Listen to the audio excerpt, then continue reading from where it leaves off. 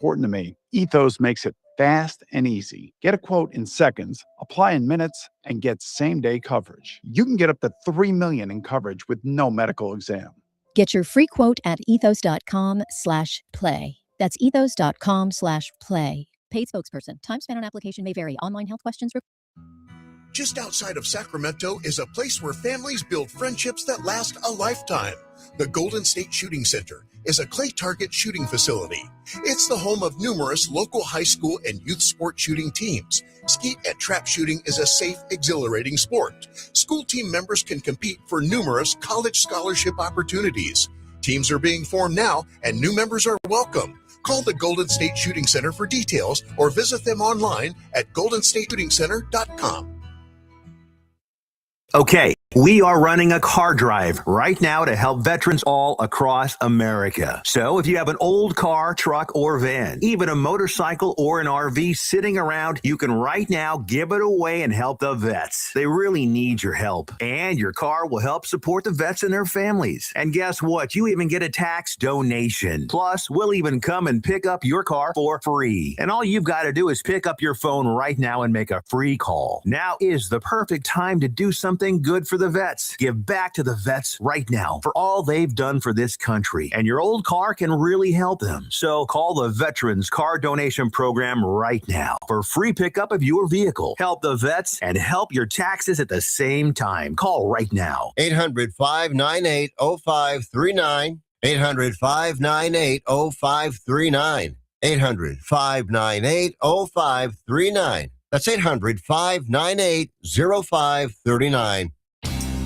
You've been saying you're going to pay better attention to your home's honeydews. Check one off your list right now by calling Gabrud Services to schedule a 12-point inspection of your home's electrical system. The safe rule of thumb is every 5 years for an inspection. If it's been 5 years or more, call Gabrud's now. A qualified technician will provide a thorough inspection of the electrical system to ensure it's safe or alert you to potential problems. At Gabrud's, electrical work is all we do. We are the area's recognized experts for anything electrical, and our number one priority is ensuring your home and family are safe.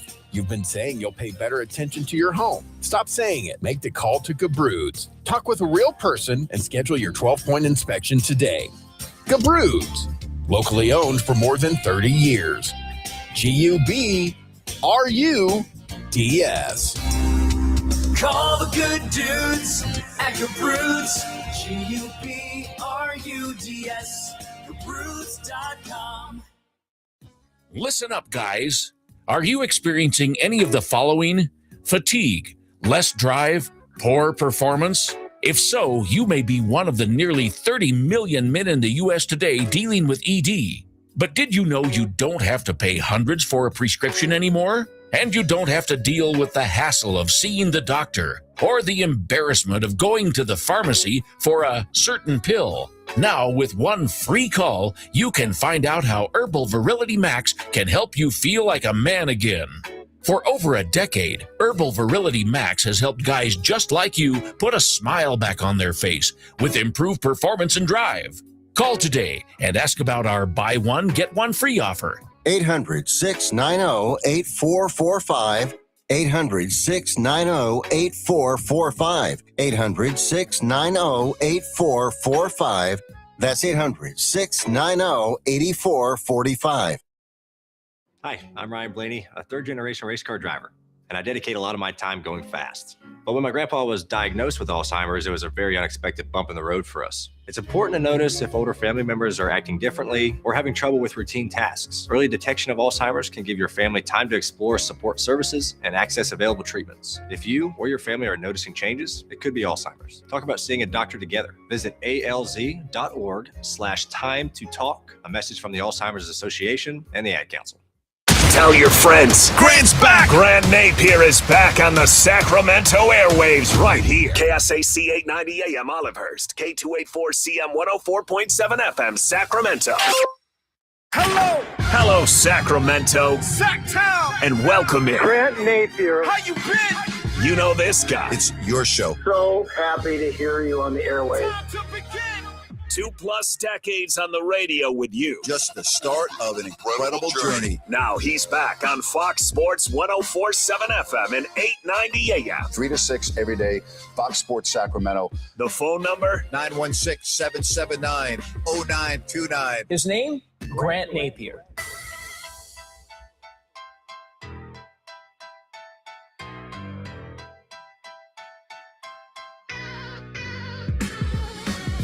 And a good afternoon, everybody. We get you to the weekend. I hope you're doing well. Thank you for joining me right here on Fox Sports Sacramento. Buck Martinez, former MLB player, manager, also the manager of the inaugural World Baseball Classic in 2006 for Team USA. Former broadcaster, he just retired, leaving the Toronto Blue Jays booth. He's going to join me at 4 o'clock. Joe Davidson. He's going to talk about the CIF state championships going on, both the boys and the girls, here in Sacramento at the Golden One Center. He'll be on after Grant's rant. I've been thinking a lot about this the past 48 hours when Bam Adebayo of the Miami Heat put 83 on the board. And the scrutiny that has followed and the debate that has followed is, I'm trying to figure out, is it a sign of the times? Is it due to social media? Is it due to the purity or lack thereof now in sports? Like, for instance, I've always had a problem with records in the NFL that don't have an asterisk next to them when there was a 14-game season. Like, unless you run for 2,000 yards in 14 games, to me, that's not the record. O.J. Simpson has the record because he did it in 14 games. Then it went to 16 games, and now it's 17 games. So, like, to me, you need to put things into perspective when an individual currently in the National Football League comes up with a record, whether it's passing yards, rush yards, whatever the case may be, sacks, Myles Garrett. Well, I'm sorry. He had an extra game to do it. And if you want to go back to a different era where you had 14 games, it's a big difference. What is the most disputed record in all of sport? What is it? It's the home run record in Major League Baseball because of the steroid era. This season home run record, the total, is it Ruth or is it Bonds? There are a lot of people that don't acknowledge Bonds. So what about Bam Adebayo? Why so much talk about it? Why? Was it because of the way the game was played at the end?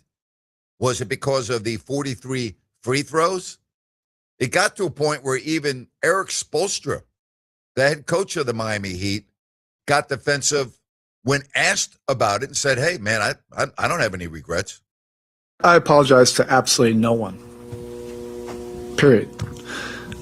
And going into the game, it's a Tuesday night game against a team where they're not playing for anything, where their organization is trying to lose. We've already lost a game, in that kind of situation. We have players that are sitting out, and I spoke to Bam about I want, as our best player and team captain, for him to be locked in and ready. And he sure was. He was. But again, think about how much you have probably heard. I asked Olden Polynice about this on Wednesday. I've been getting a lot of, talk on my social media accounts asking me for my opinion on it. We talked with Jerry Reynolds about it on our postgame show over on YouTube and X as he was watching Bam Adebayo, who scored 83 points. That was interesting what Spoelstra said. He has no regrets. But then I found his next answer even more interesting. People, say, you've got to be a purist. I'm a Darwinist in this league. It really, you can do anything you want in this game. You can approach it however you want. If we get criticized for what we do, it was probably irony in these two organizations. There's nothing wrong with what they're doing. If you can, tank and get a great draft pick, I don't care. Like, you can do anything you want in this league. How about that? If you want to tank and get a good draft pick, you can do whatever you want in this league. That's what's wrong with the NBA in a nutshell, is that you have a respected head coach, one of the best in the entire league, saying you can do whatever you want in this league. And you know what that points to me? The ineptitude of Adam Silver, who, yes, in all fairness to him, has a great TV contract, and he's putting money into the bank accounts of the owners. But you can pretty much stop right there. I thought that was very interesting by Spoelstra. So we get back to the 83 points. And then there are those that said, well, he should have stopped at 81 to pay tribute to Kobe. You know, I'm not into that. Okay? Like, I'm not. But when you have Wilt Chamberlain, Bam Adebayo, and Kobe Bryant, like, hello. And I'm not in any way, shape, or form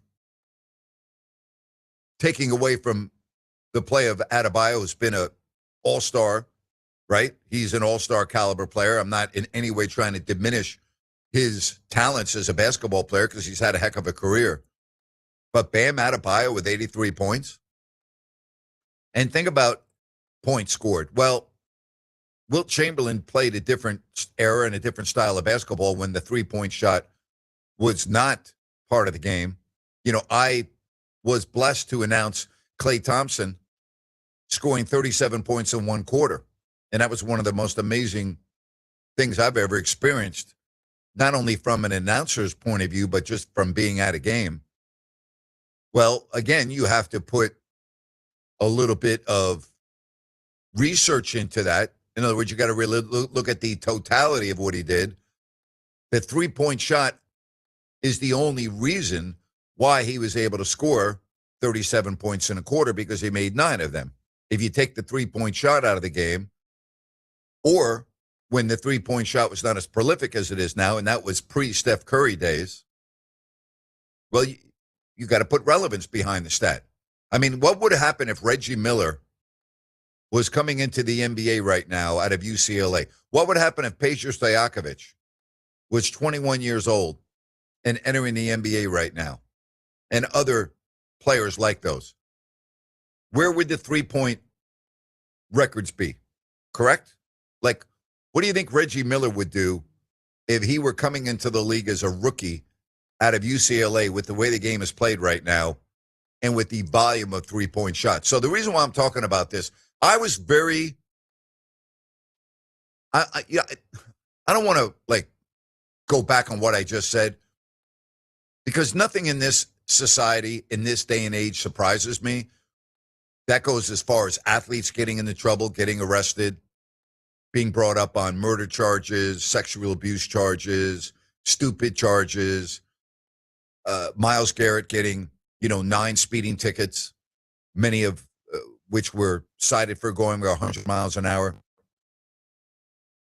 Like, nothing surprises me anymore. And so I'm not surprised when there is this type of debate for a record. But have we lost our way where every little thing has to be dissected down to the point where the head coach of the Miami Heat has to make the comment that he just did? Nothing surprises him anymore, basically. If you want to tank and lose games, so be it. Think about that for a minute. Where are we at with our sports in 2026? Like, is that unbelievable? Seriously. Is he only stating the obvious? Yes. But, like, what about the integrity of the league? Does that even matter anymore? That's where I'm really getting down to the essence of this. The integrity of the league. Does the integrity of a record matter anymore? Because if you really want to analyze how that game was played and Bam Adebayo's 83 points, you can raise serious questions about the integrity of the game, right? I mean, tanking, the integrity of the game, correct? A player that stays on the field, on the ice, on the court, in a game that has already been well decided, but that individual stays on their respective playing surface to achieve a certain record. We see it with bonuses, right? Player needs one more catch. There's a lot of talk that we saw with Tom Brady and Rob Gronkowski. You got to throw me the ball. I'm getting $1 million bonus. That happens even now. There's all kinds of different ways of looking at this. But after Adebayo scored 83, and I just saw all of the negativity coming his way, all of the criticism coming towards Eric Spoelstra, he got defensive there. You just heard the sound bites. He's like, hey, you know what? Too bad if you don't like it. I don't apologize. I have no regrets. And he basically, in a nutshell, talked about the NBA, and you can do anything you want.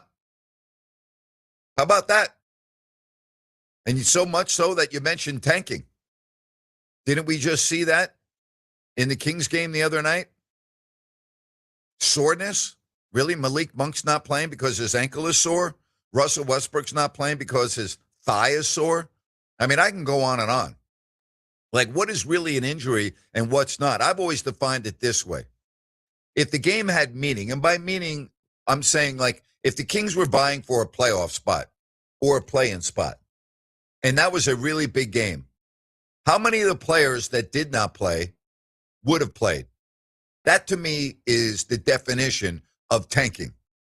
Could have you played? Would have you played?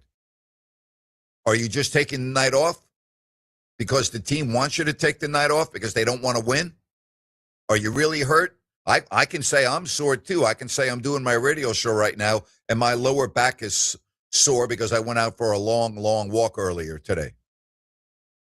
Does it affect my job? No.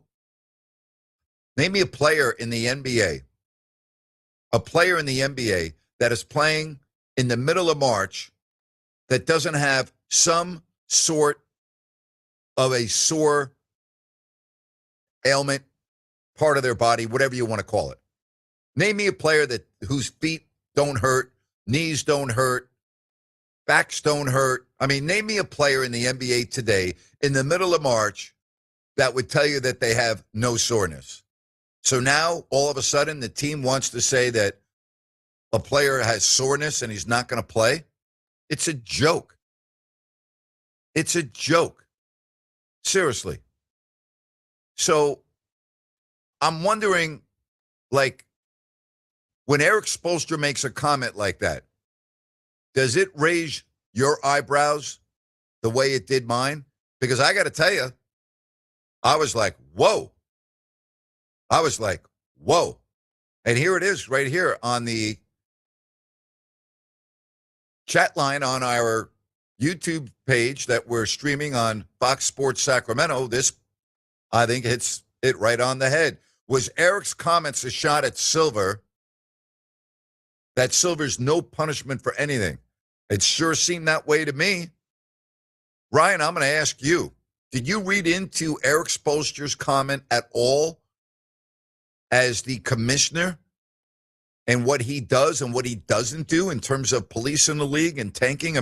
Eric Spoelstra had a very strong comment, Rhino. You can do whatever you want in this league, including tanking. Yeah, I did read it that way, especially because Eric Spoelstra is kind of one of those basketball purists. Pat Riley is one of those basketball purists. That organization is ran the right way, and it's kind of a green light saying, well, if they're going to tank, that's the way I took it. If you're going to tank, then we're going to play like everything's on the line. That's just the bottom line. Basically, I guess when you talk about integrity, and I'm going to kick it back your way, I think every fan defines integrity when it comes to a sport differently. So how do you define the integrity of the NBA? My eyes tell me. I can't define it with words in a sentence.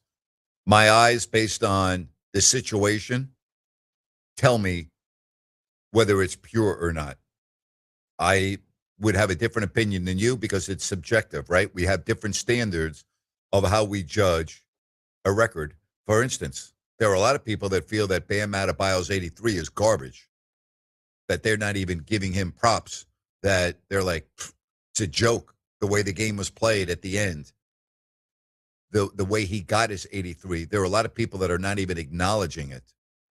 Not that it's a record. It's a Miami record. It's a record that he'll have forever. I mean, in terms of his high point total, my eyes tell me whether the record was pure or not, or whether it's something that will stand on its own merit. My eyes tell me that after I watch it. Well, he could have stopped at 81, and there would have been the same group waiting for him. Of course. How do no you question not about go it. after the record? And I think that's part of the formula too, is now the common fan has a platform to voice their opinions. Now, it's not just your singular opinion, because you can rally a group together on social media and then it catches steam, etc. But to me, I just go to ethos, right? With Eric Spoelstra. Yeah. If he feels like the ethos are off in the NBA, the way it's being ran, and even to a degree, the players, Grant, then why not? Go get it. That's the beauty of individual sports like tennis, like golf, like swimming, like track and field, right? Because you're out there on an island, you're by yourself, right? When Novak Djokovic or Roger Federer or Rafael Nadal are playing in a major, they're out there by themselves. Their records are pure. Now, you could say, well, what about when the Australian Open banned Novak Djokovic from playing for a couple of years because he wasn't vaccinated, and the U.S. Open? Should there be an asterisk next to the winners that year because of an individual that was not vaccinated and was not permitted to travel in those regions of the world? Like, you can really dissect this a lot of different ways, right? You could look at the Players' Championship right now. Is this really it's round 2 currently going on? I've got it on in front of me.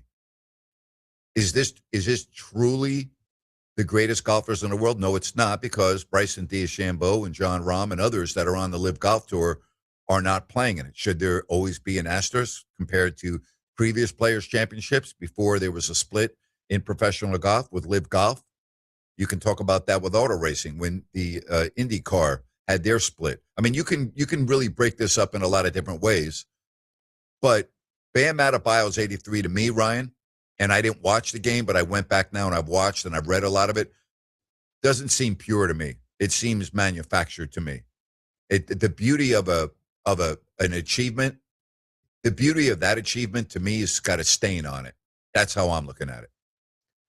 Isn't an asterisk subjective?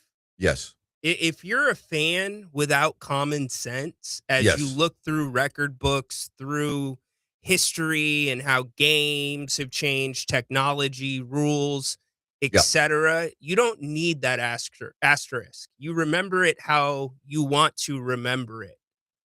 I think when I look at Bam's 83, is he in the game at that point? Probably not, Grant. What did Russell Westbrook do the other night when a player from the other team took a shot when they should have held it?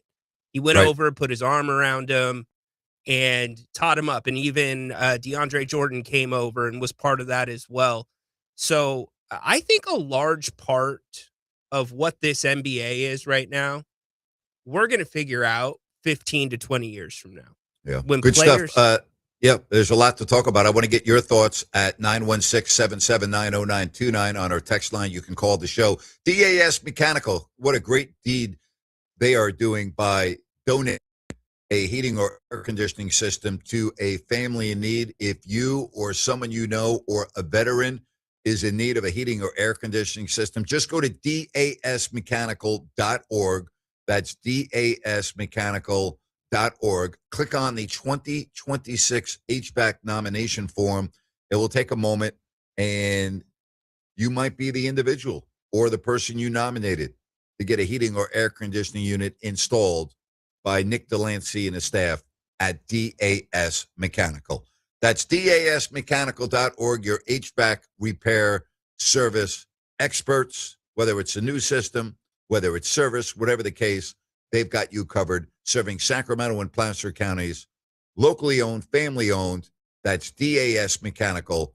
Just go online now at dasmechanical.org and nominate yourself or somebody else. Don't forget Buck Martinez, We're going to talk about an event that seems to be gaining in popularity. That's the World Baseball Classic and other things. That's at 4 o'clock right here on Fox Sports Sacramento.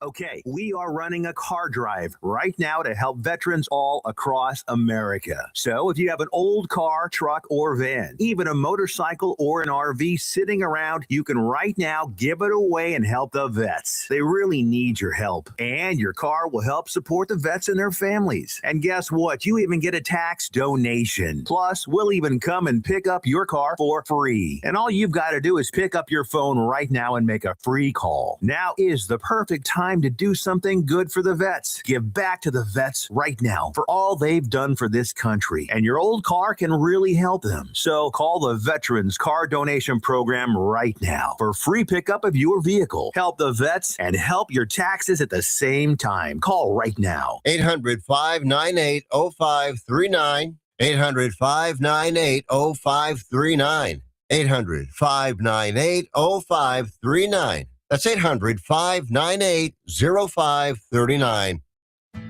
Downtown Ford Sacramento welcomes you with literally acres of new and Ford certified pre-owned vehicles on site. You can start planning a road trip up into the snow now because Downtown Ford has the vehicles to get you there.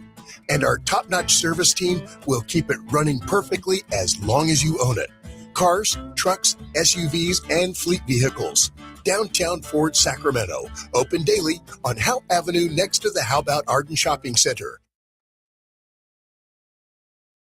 Are you SAC Alert? Have you signed up to receive emergency alerts via phone, text, email, or app? Well, what are you waiting for? Winter is coming, and that means there is potential for storms and flooding in our county. Don't get caught off guard or left in the cold. Get urgent storm evacuation and shelter information immediately sent directly to your device. Sign up today at sacramento-alert.org. Again, that's sacramento-alert.org. It's free, quick, and easy to do, and can literally be a lifesaver. Remember, always be generous with the nutmeg. Just eyeball it. Okay. Mom's wisdom has served you well, but now it may be your turn to guide her. Hey, I'm worried about Mom. She keeps forgetting her famous sweet potato pie recipe. Some things come with age, sis. And some don't. Knowing the early signs of Alzheimer's in a loved one will help you make the best decisions for your family. Visit 10signs.org to learn the signs. Brought to you by the Alzheimer's Association and the Ad Council. Snakes, zombies, public speaking. The list of fears is endless. But the real danger is in your hand when you're behind the wheel. Distracted driving is what's really scary.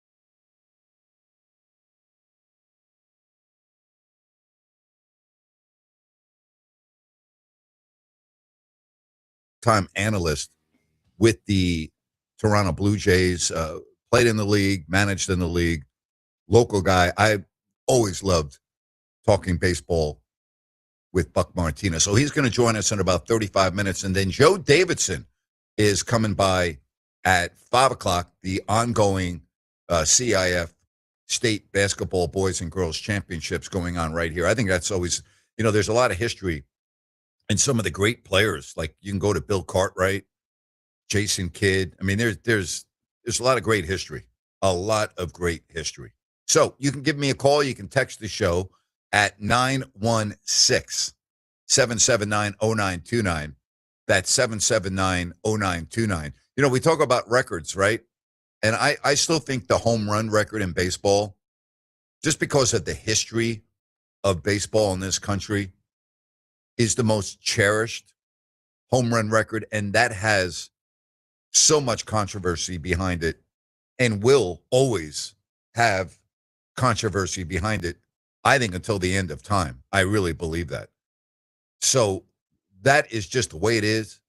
It is always going to be discussed in that way because of the steroid era, what really is the record. And that's why Bonds is not in the Hall of Fame. That's why Roger Clemens and Mark McGwire and Sosa, they are not in the Baseball Hall of Fame. All right, let's get to some phone calls. And why don't we get to Citrus Heights and talk to Bill. Bill, welcome to the show. Hey, Grant, I appreciate you just mentioning about Barry Bonds because no sport was more dependent upon its iconic records than baseball.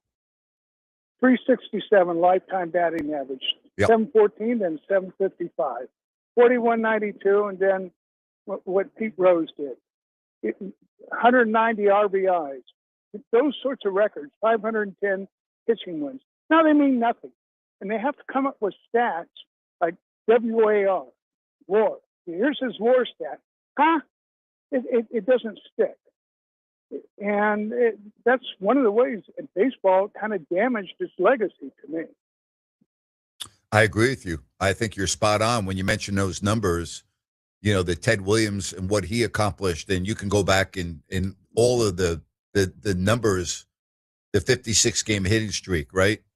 I mean, are we ever going to see that with Joe DiMaggio? Are we going to see the numbers that you just talked about? You're 100% correct. I agree with you. Yep. 406. Yep. Important number.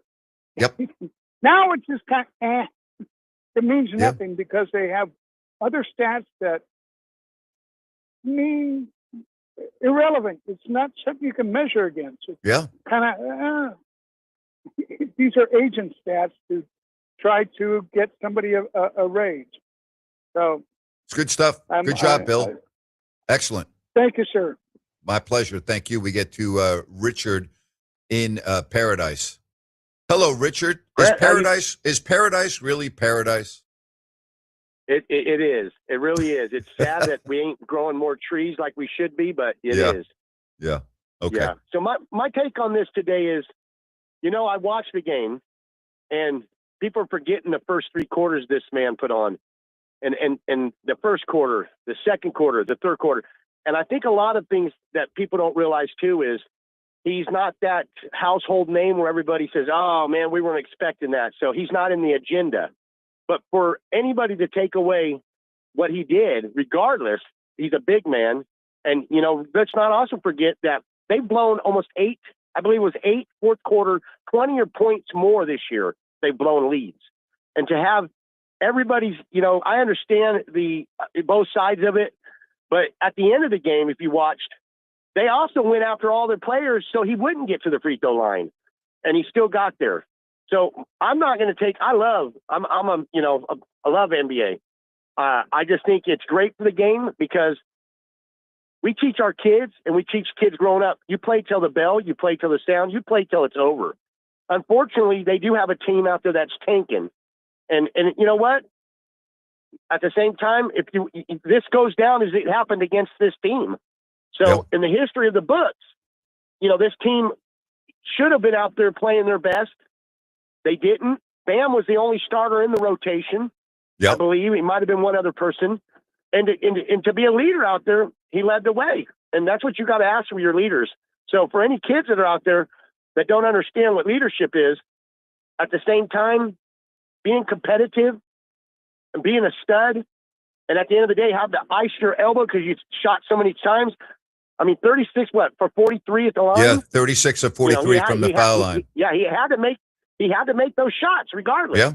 Yeah. I know they're called free throws, but how many of us have been out there, especially in front of fans in America, to make these shots? So kudos to Bam. At the same time, they are going for a playoff. Very good point, Richard. Appreciate it. You have a good weekend. Thanks very much for chiming in on this. Bye-bye. Yeah, thank you. Bye-bye now. 916-779-0929. Ryan, I didn't even ask you, what side of the fence are you on when it comes to Bam Adebayo's 83? You fine with it? Did you have any issues with it? I know you didn't watch the game. I didn't watch the game. We did talk about this with Jerry Reynolds, and he said it was amazing when he was watching it, What is your take on it after having 48 hours to kind of dissect everything? I'm fine with it. Okay. In this NBA, I am completely fine with it. What's this NBA? Explain what you mean about this NBA. Rest management, tanking, those are the two major issues. But is there a sport more messed up right now than the NBA? And I mean, when I mean messed up, I'm talking about the negative talk. I talked about this with OP on Wednesday. We've talked about this with Jerry. When I talk about the sport of professional basketball, there's so much negativity right now associated with the way the game is played in the NBA. No, there's not. I mean, you could make an argument for baseball, but they are a strike, I think, away from that, a player strike. Yeah. But no, I mean, the NBA is constantly in the news for all of the wrong reasons. And unfortunately, I don't know how you drag it back. I think it really is going to be up to this next generation of players, your Wembanyama's, who's kind of taking the bull by the horns and saying, I'm going to lead this league forward. How about what SGA's just accomplished? SGA knocking off Wilt Chamberlain's record, 21 straight games with 20 or more points. Are we talking more about that, or are we talking more about the controversy around Bam Adebayo's 83? You're definitely. And when I mean we, I'm not talking about you and me. I'm talking about the national media and the fans of this country. It is 100% Bam, because not only is it passing a guy like Kobe, not only is it 17 from 100, it ignites that whole conversation. But then conversely, SGA, what is he? He's a quote unquote foul merchant, right? He doesn't play the game the right way. So you have detractors that are pulling down on his record now. So it's definitely. Is that also because he's in Oklahoma City, and even though they just won a championship, the perception is, oh, no one cares about Oklahoma City. It's Oklahoma City. You know, No, I mean, okay. no. So that doesn't factor into it at all. No. Look, people. Because he doesn't get the respect that a lot of the other previous MVPs get. He does not. And here's why. Everybody is used to a piss poor style of basketball without fundamentals, where everybody's hucking up 36 shots with like 17 on the shot clock, right? What's SGA do? He plays the game in a fundamental manner. Yes, he has a does. mid-range game. Yes. Shot fakes, triple threat, etc. That is why people are having a hard time digesting SGA. He's foreign compared to what you're watching on a nightly basis. I can't argue with that. It's a great point. It's a great point. I wish more people would play the game the way he did. Maybe not to his level, because I don't know if you can obtain his level of greatness, but the way he plays. What did we always talk about with European players, right? We've always talked about, gee, they're so fundamentally sound. They are. Very rarely do you see a European player. Well, look at Max Reynaud. There's an example right here in Sacramento. Look at Hito Turkoglu when he was on the Kings. Look at Peja. Look at Vlade Divac. I mean, there is truth to that. Like, that's not just something that you make up. So I think Ryan's spot on when he talks about SGA and the way he is so fundamentally sound. As spot on. Let's get to Tim in Midtown. Hello, Tim. Grant, how we doing? Happy Friday. Same to you, Tim. Hey, I was actually just thinking about the Kings and our draft pick that we got coming up, because I was just looking at the schedule. Kings, the way they've been playing the last couple of games, they're trying to compete. They got the young guns. They're out there. They're competing. The light and the beam. I'm looking at some of the other teams like the Pelicans, as well as the Jazz, and a few of these other top 5 picks. They Brooklyn. don't have many winnable games, especially. Yes, sir. They play Brooklyn twice, too, and I'm mentioning that because I think those are going to be important games. I'm sorry. Go ahead. Yep, no, absolutely. And we have some winnable games where the Wizards, they're playing. They're not going to win a single game, maybe one game. And I was just looking. Yep. Pelicans, they don't have many winnable games as well. I don't even think we're going to be – I think we're going to be pick 4 or 5. That's what it's coming down to. But this is what I wanted to think about. I don't know how much you've been watching in the college basketball, Grant Ryan, but Acuff and Jacob Wilson at the 4 or 5 spot, I like it. I do, too. I think Wilson could be maybe the best player in the draft. I mean, I really do. maybe the sample size isn't what you would like it to be, but to just talk about your thing, Washington has 49 losses. Indiana has 51 losses. Sacramento has 51 losses.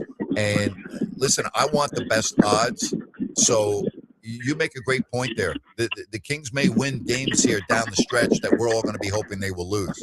But I'd be okay with that, too. I mean, getting one of those players, I don't think that would be the worst thing in the world. But most people feel right now it's a 2 to 3 player draft in terms of your quote-unquote stars. I will tell you this, and Jerry will tell you this, and others will tell you, there's going to be a player that's not taken at the top of the draft that in 3 years you're going to look at and go, that player would have been a top 4 pick. Happens every year. As it always is. Yep, absolutely. If you get the opportunity, I don't know if you've watched a lot of A-Cup from Arkansas, point guard. Check him out tonight. Absolutely elite ball scorer. Well, hey, thanks very much, Tim. Appreciate it. Sure. Enjoy. All right, we'll come back with more phone calls next, right here on Fox Sports Sacramento. Buck Martinez in about 20 minutes here on the Grant Napear Show. We are There's a great American pastime that the entire family can enjoy together, located right outside of Sacramento. The Golden State Shooting Center welcomes you. The Golden State Shooting Center is an 80-acre clay target shooting facility. It's the home of numerous youth sport shooting teams from the region. Over 1,000 high school students from Northern California are on sport shooting teams, and 10 of the Western United States' top shooting teams train at Golden State Shooting Center. New members are being accepted now. For details, visit goldenstateshootingcenter.com. Homeowners, for any electrical project you need done, trust the good dudes at Gabroods. Locally owned, 5-star service experts, always transparent prices and solutions. Say goodbye to your electrical issues. Call Gabroods or visit Gabroods.com. G-U-B-R-U-D-S.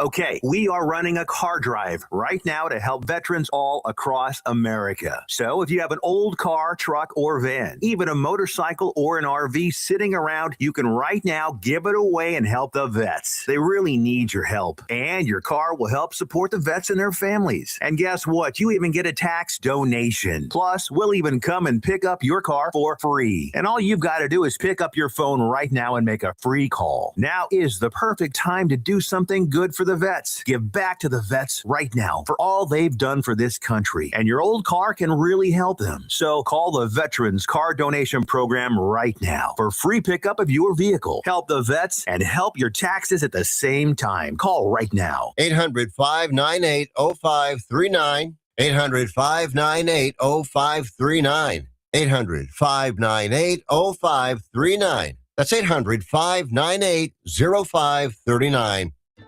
There's a unique place in downtown Sacramento on the corner of 16th and V Streets that is special for those who enjoy a fine cigar.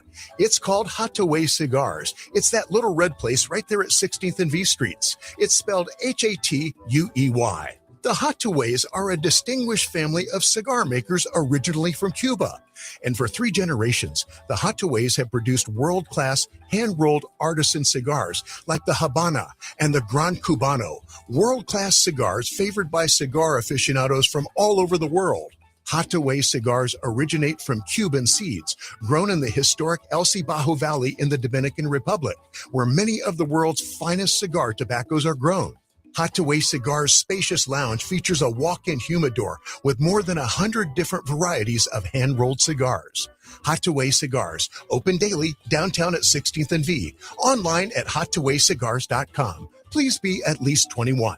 Investors, keep listening to learn how to get your free gold report. A currency crisis is upon us. The U.S. dollar has been the world's reserve currency for over 50 years, but that is changing. It's time to protect your retirement. Decades of reckless borrowing and spending have critically weakened the dollar. The U.S. has become the world's biggest debtor with over $35 trillion in debt. Plus, the dollar's become weaponized. Countries are dumping it. Investors who wait until it's too late could lose big. There is one safe haven: gold. Diversify your portfolio with a physical asset they can't take away. Call the Reagan Gold Group right now and ask for your free gold guide. Here's our number: 800-941-4184. 800-941-4184. 800-941-4184. That's 800-941-4184. I'm retired and worried about the cost of food, medicine, and rent. BenefitsCheckup.org connected me to an extra $1,000 a month. Best of all, it's free.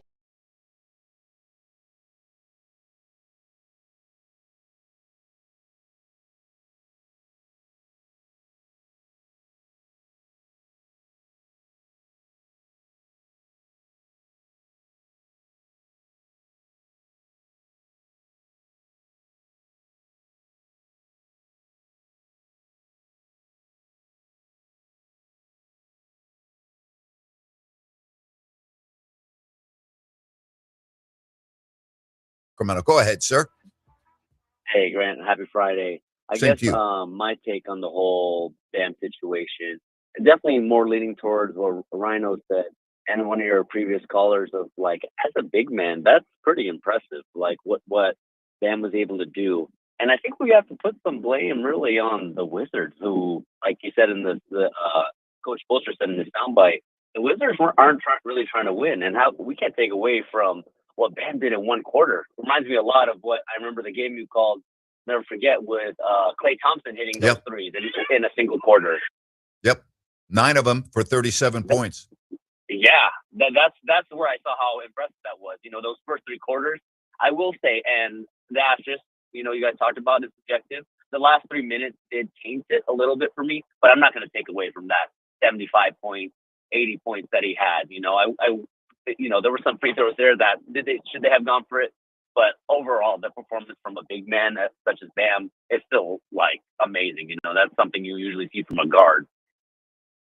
Fair enough. Ralph, appreciate the feedback. Have a great weekend. All right, you too. All right.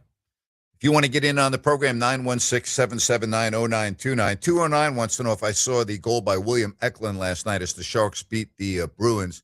And if so, where does it rank in the best goals I've ever seen? It was good. It wasn't anywhere near the best goals I've seen. I don't think it's that big of a deal to bat the puck in. I see it all the time. It was tremendous balance, tremendous hand-eye coordination.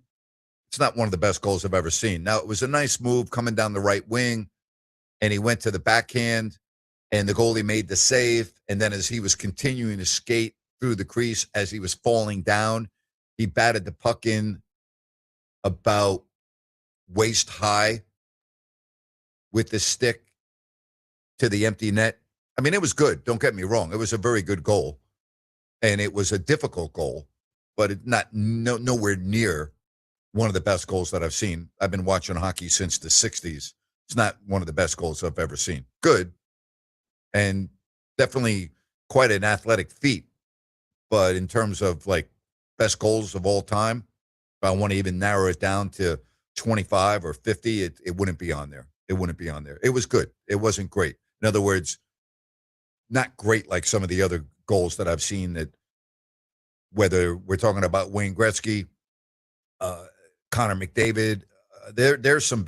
Mark Messier had some amazing goals. Yari Curry, the speedster.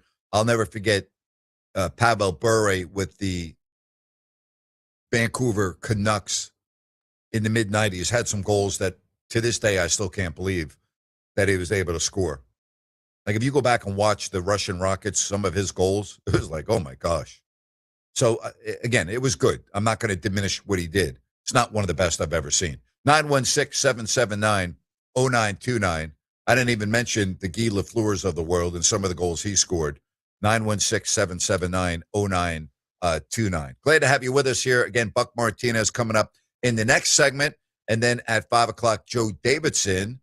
So I must ask Rhino, World Baseball Classic, you've had marginal interest in this, correct? Will you watch, as the quarterfinals are tonight, they're playing Canada, assuming that the United States ends up playing the Dominican Republic or Japan, will you watch those games or will you watch any of those games?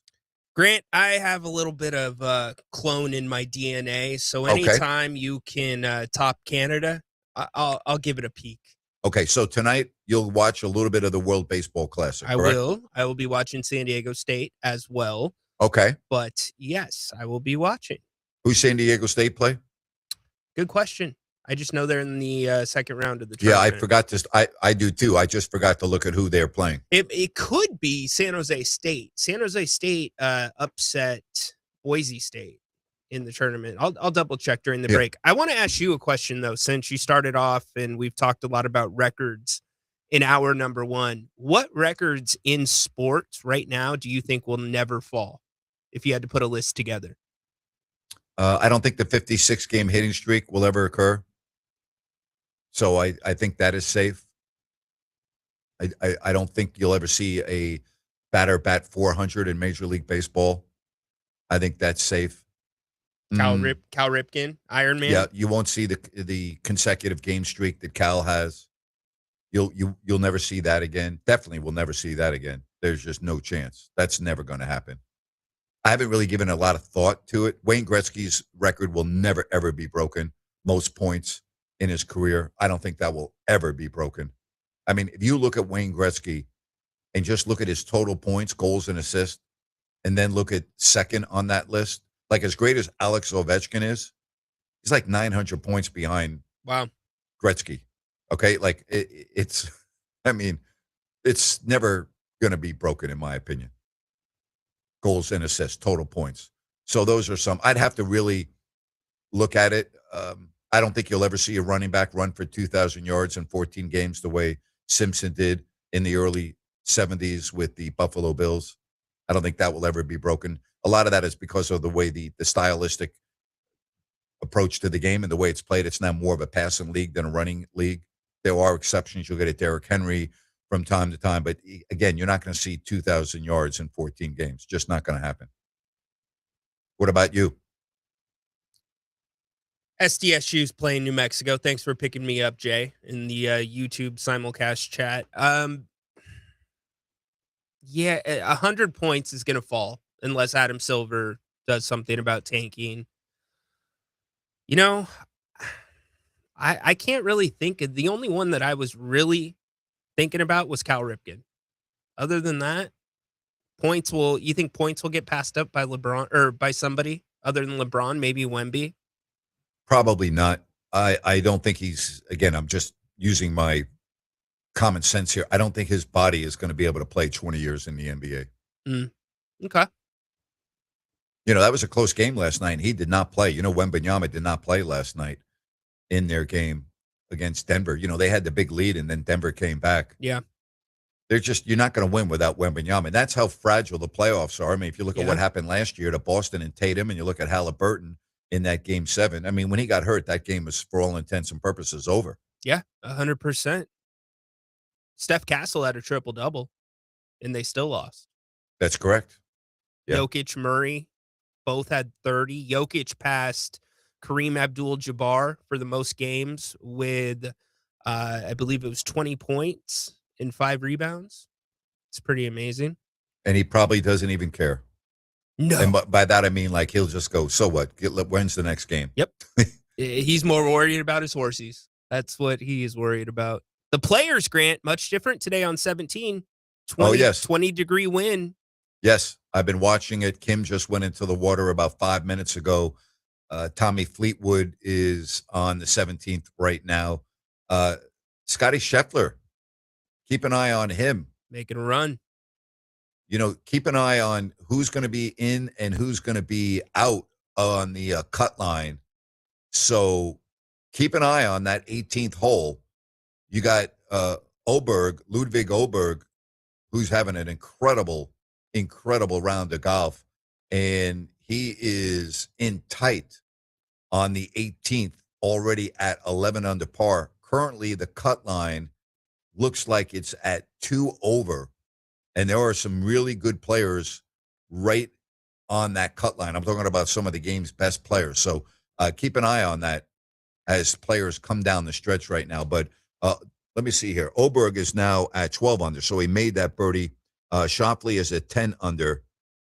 Those are your leaders with a couple of holes left. It's still some daylight in Florida, thanks to a daylight savings time, but the clock's moving ahead an hour this past weekend. Oberg But yeah, on it's different. safely.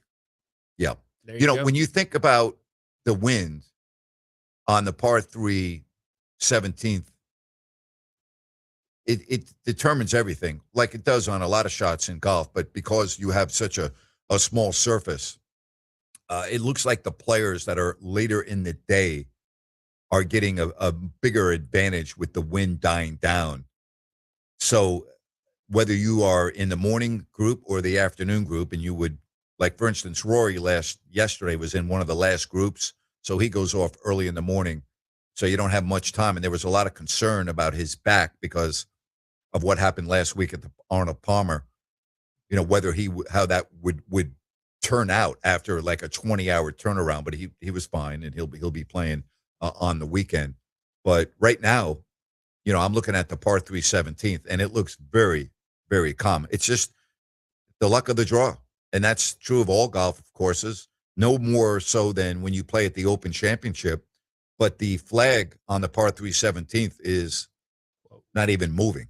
So it's a very easy hole right now for the players. I think 18th is a scarier shot I agree. than 17. It's unbelievable, the 18th. Absolutely. Especially when you're in the lead or not, how much of the fairway do you cut off with the water lining the entire left side of the fairway all the way to the green? And then if you go too far to the right, you can be boxed in, you can be in the rough. So it is a narrow fairway, and it is how much of the water do you cut off? You got to hit a fade. A lot of the players hit a fade on that hole. How much of the water do you try to cut off there? So it's 400. It's playing 455 yards today. Yeah. Do you think we'll ever see somebody that can drive the green on that Not hole? unless the wind is at their back on that hole. No. Do I think 455? If it's wind aided, yes. That'd be incredible. Yeah. Yeah. Wind aided. Absolutely. I mean, if the wind were behind DeChambeau's back for a decent amount, maybe. Hey, I want to talk to you about Village Financial Group. We talk so much about the real estate market. A lot of people are doing home equity lines of credit because they don't want to mess with their low interest rates that they had locked in years ago at 3%. Rates are continuing to look good, under 6% in a lot of places. But if you are comfortable with where you're at, but you want to take some of the equity out of your home, Spencer at Village Financial Group is the man, regardless of whether you are buying a home, selling a home, or looking for that home equity line of credit. Spence is very experienced. He is great at what he does. He has a family-owned business that he began back in 2000. And here's something else that you want to keep in mind. He has access to private money. Now, you might say, well, why is that important? Well, he's a specialist when it comes to financing. And when you have access to private money, it can expedite the closure of your loan and get you to the finish line a lot faster. And with Spence, kind of like a boutique white glove service, he is going to take you from the start line to the finish line, and he's going to make sure that you are receiving and getting the service you expect. Spence at Village Financial Group. Call or text him at 916-805-4868. That's 916-805-4868. Also, go online and check out thousands of listings of available homes for purchase at bfgloans.com. That's bfgloans.com. It makes sense to call Spence at 916-805-4868. Village Financial Group, looking out for your best interest. I always talk about Sacramento being a tremendous baseball town. There's been so many phenomenal players in our area that have gone on to have tremendous careers with big league baseball. One of them is Buck Martinez from Elk Grove, long career in the bigs, and a guy that managed, I thought, one of the top broadcasters in North America, began his career in the late 70s, had a nice career. Kansas City, Milwaukee, Toronto, managed the Toronto Blue Jays in the early 2000s. and then into the broadcast booth. I love talking with Buck. He's great. He's going to be coming on next.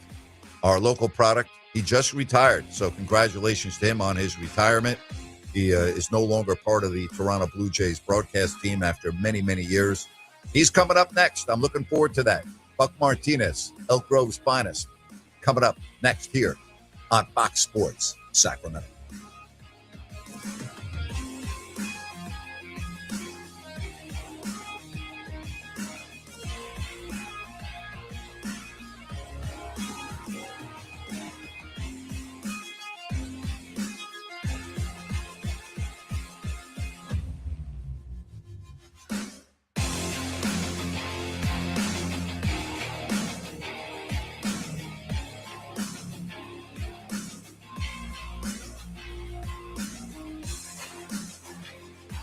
Did you hate your heating bill this winter? Fix it with 10-10-20 from Sierra Pacific. 10 years parts and labor warranty, 10 years to pay, and 20% off a new Sierra Pacific comfort system. Plus, this system will get SMUD customers a $3,000 rebate. Lock in the best price of the year on the best option for heating and cooling your home. 10-10-20, only from Sierra Pacific. Sierra Pacific Solar Heating and Air.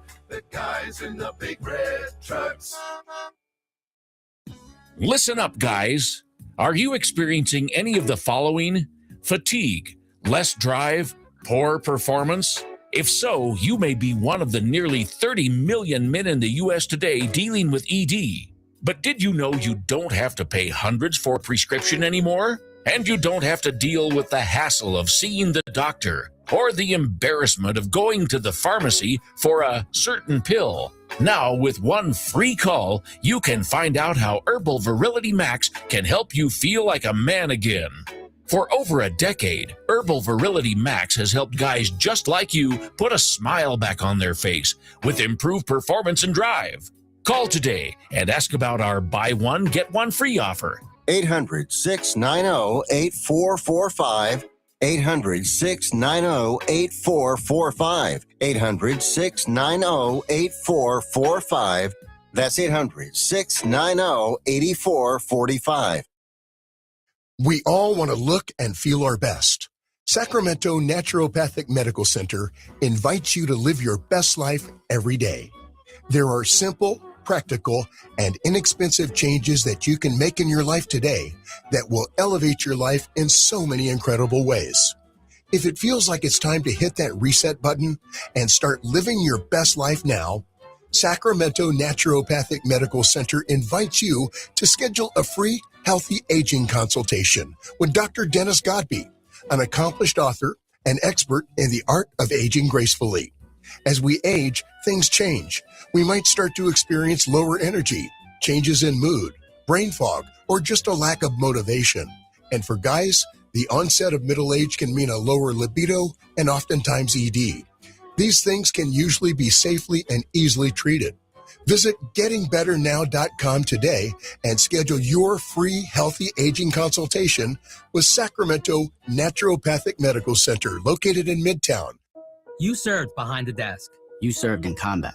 You did 4 years and got out. You were drafted. You gave 20 years. You gave exactly what your country needed. You are a veteran. You are a veteran. You are a veteran. And you deserve support. If you're struggling with life after service, don't wait. Reach out. Find resources at va.gov/reach. Brought to you by the United States Department of Veterans Affairs and the Ad Council. Grant Napear is back every weekday afternoon, 3 to 6. This is Fox Sports, KSAC.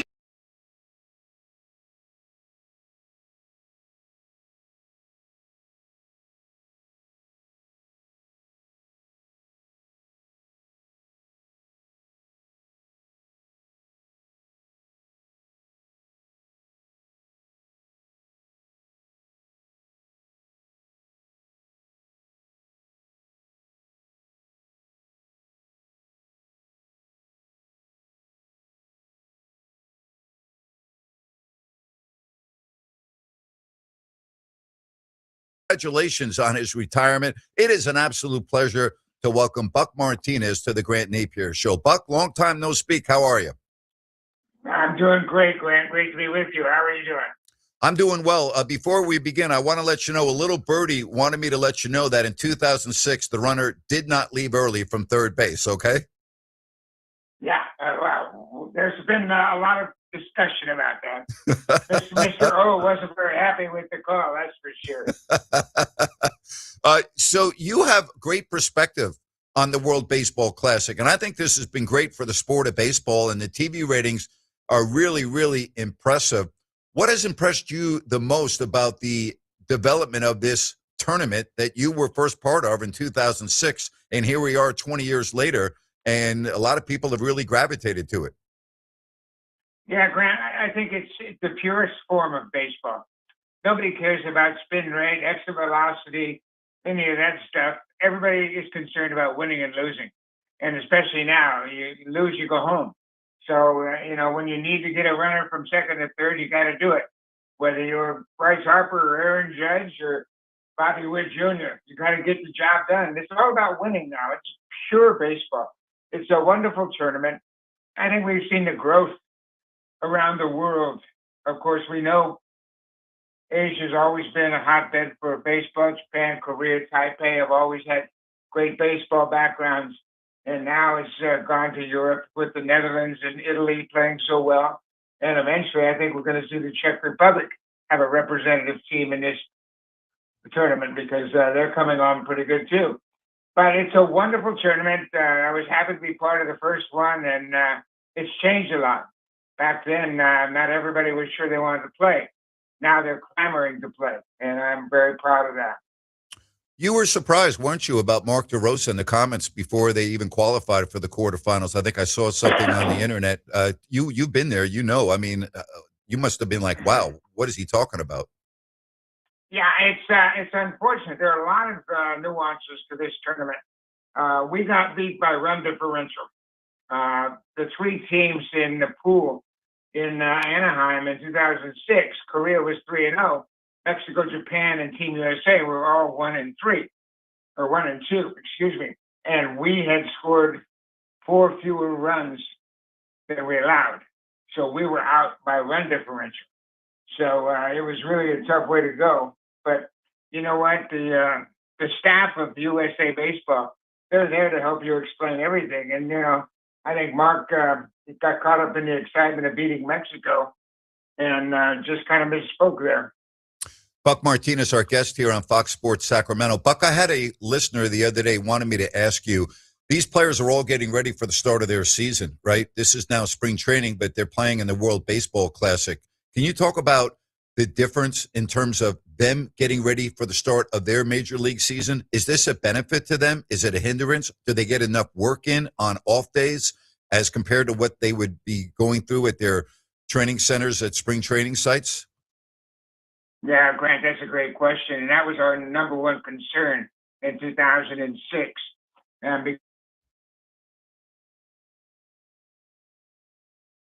We just lost Buck. All right. But you know what? We'll drop him and then we'll see if we can reconnect with him because I really want to connect with him. So we'll get Buck back on the line here in a moment. And I want to, first of all, say thank you to our listener who wanted me to ask Buck that question because he just said that's a really great question. I want you to look at opening day. It's not that far from now. It's right around the corner. And whereas the World Baseball Classic is representing your nation, and there's a lot of civic pride and patriotism and everything to that, you're getting paid the big bucks for 162 games, your respective teams, and you got to be ready to go. And games in April and really March, you might say, well, it's early in the season. Well, if you miss the playoffs by one game, when it's all said and done, you're still not in the show. So I think it was a great question. Happy for that. And we'll try to reconnect with Buck here in just a moment. All right, we'll get him on in just a moment. But, here's the guy that spent 17 years in the bigs. Think about that. As a catcher, player, and then managed. So he's got a tremendous understanding of the game, both from a player's perspective, from a manager's perspective, and now as the inaugural manager of Team USA in the World Baseball Classic. You know, he's got a unique perspective. There aren't a lot of people that can say that they have done what Buck Martinez has done in his career and then into the broadcast booth. So I'm delighted that we're able to connect with him, and we are trying to reestablish a line with him. And as soon as we do, we'll get him back on. In the meantime, you can text the show. Well, actually, we got Buck right back now. We'll get to him. Buck, we got you back, I believe. Can you hear me? Yes. Okay, you were talking about like spring training, you know, everything in terms of playing and not playing, getting ready for the season. You got cut off. So if you could repeat that, we'd appreciate it. Yeah, that was a big concern of ours because it was the first time of the tournament and everybody was getting ready for the regular season. There were a lot of general managers and owners that weren't really pleased with their players leaving spring training for a first-time tournament.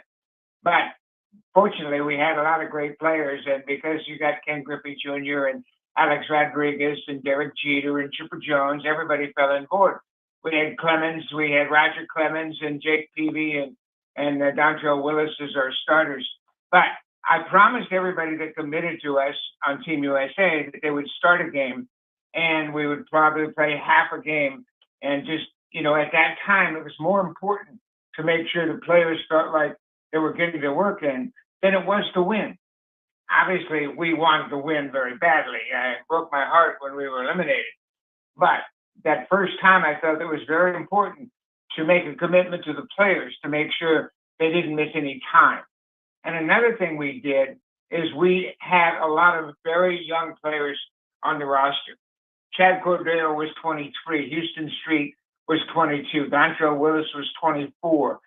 We got young players, and Jeff Francoeur was 22. Vernon Wells was very young as well. And we wanted to make sure those players experienced the World Baseball Classic. And the next time when they're more established, they would be the ones that would recruit for Team USA.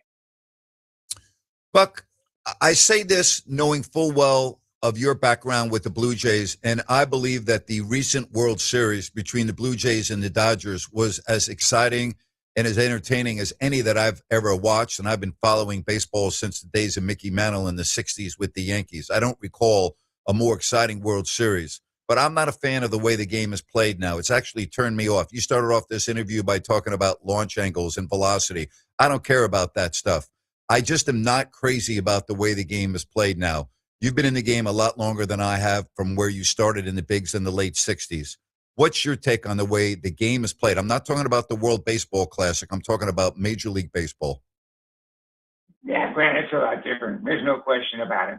And, you know, it started in 73 with the DH, and that's when they changed it. And each league had their own set of rules. Basically, each league had their own umpires. National League umpires were more strike-prone than American League umpires. They call more strikes, in my estimation, than the American League umpires.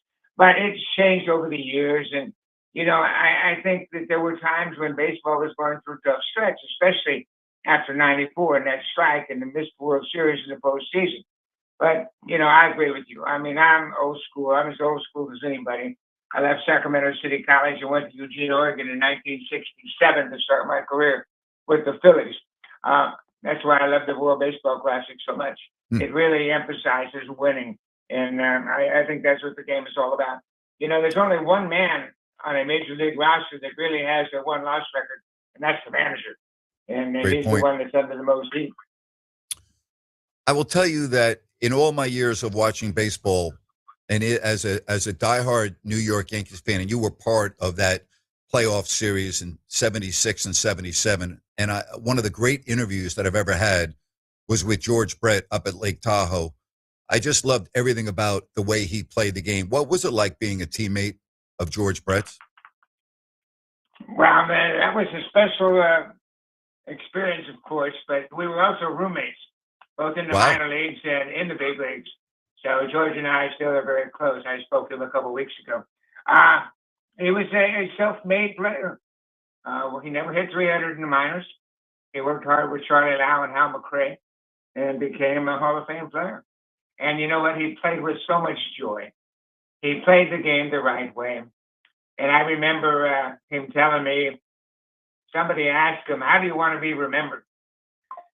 He said, I want to hit a ground ball to the second baseman and be thrown out by half a step and have a dad in the stands tell his 10-year-old boy, that's the same way he started. I mean, that's pretty special. Wow. George came from a baseball family. All three of his brothers played baseball as well. Of course, his late brother, Ken Brett, was a terrific major league pitcher. But, George was a special guy. And that was a great memory. He hit the home run against Grant Jackson in Game 5 in 76 to tie up the game. And he was on deck, would have been the next hitter had we not hit into a double play in the top of the ninth.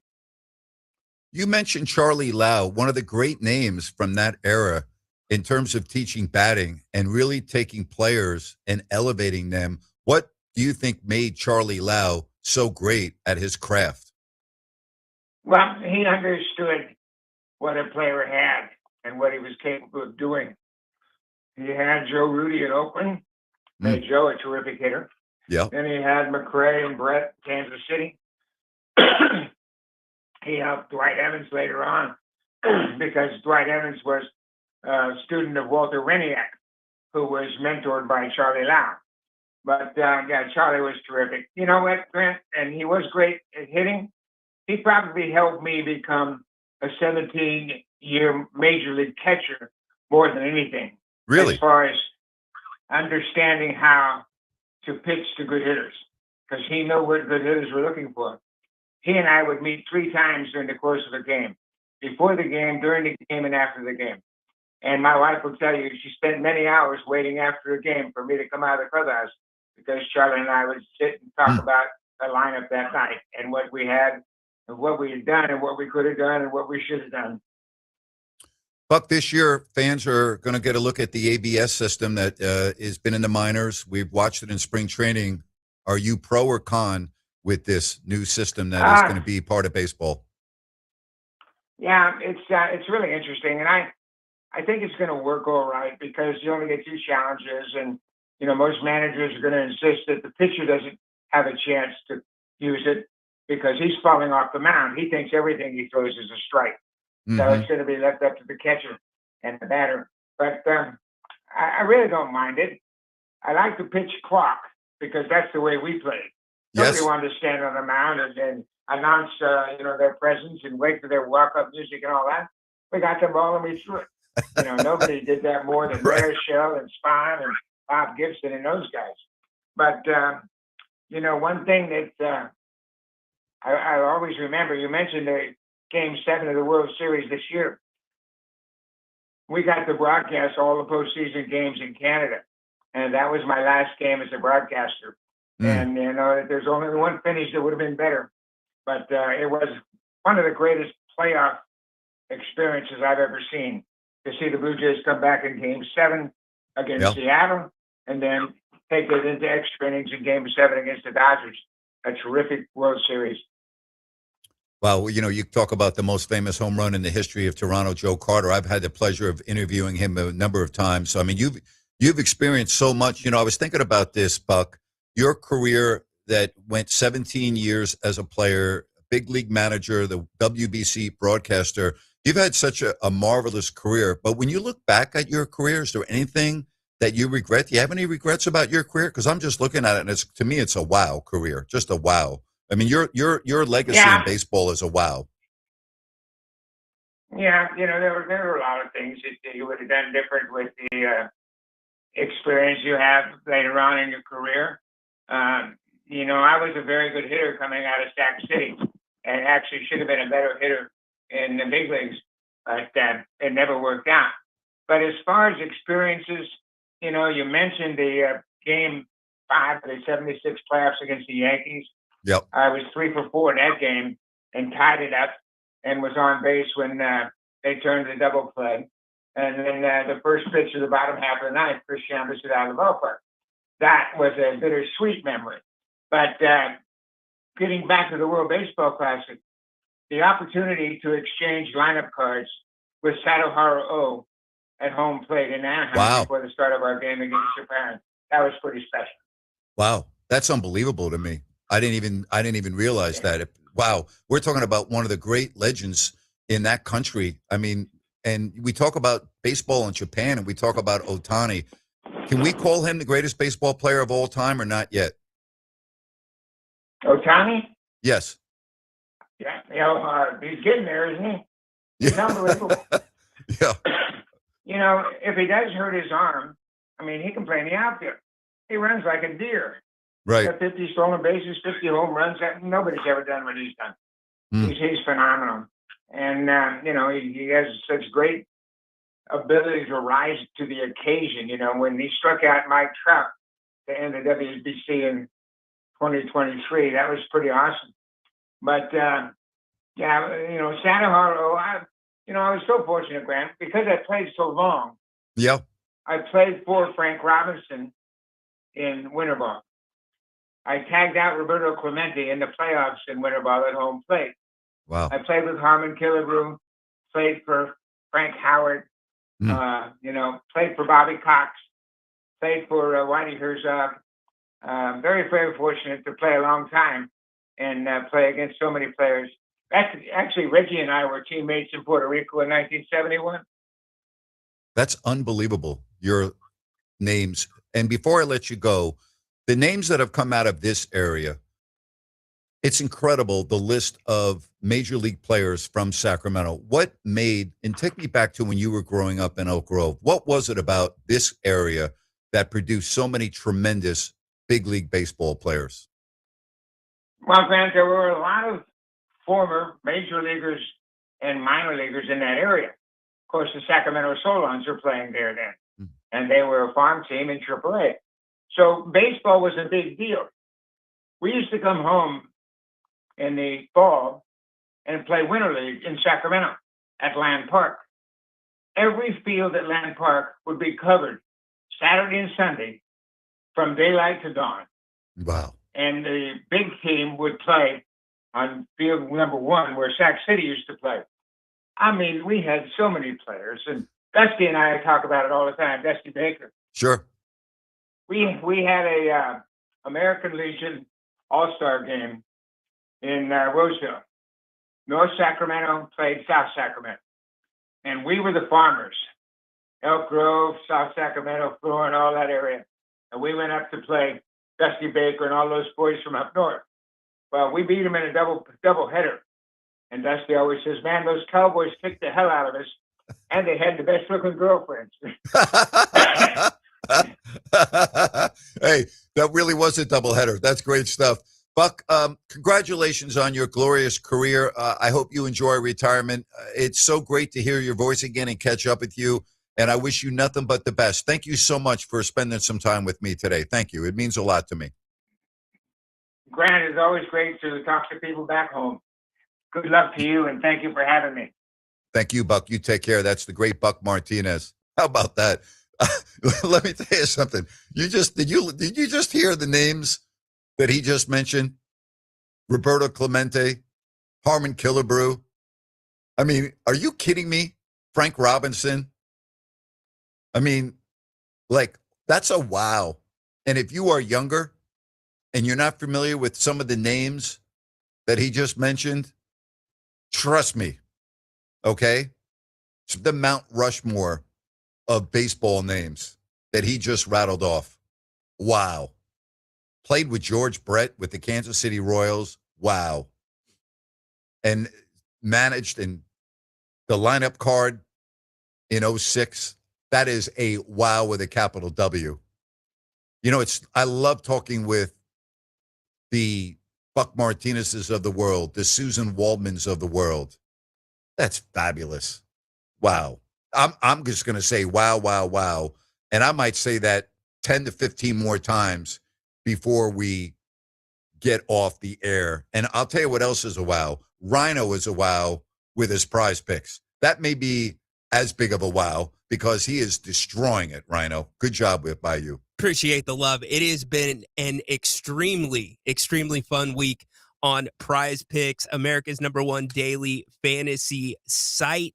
if you have not joined me over there yet, this is the perfect weekend to sign up. We've got March Madness discounts beginning on 3/15 after they announce the NCAA tournament. Hey, and forget Adam Silver. Prize Picks is still going to hold Magic City Max discount night on Monday the 16th. All you have to do is choose more for Jalen Johnson in points. And guess what? It's only half of a point.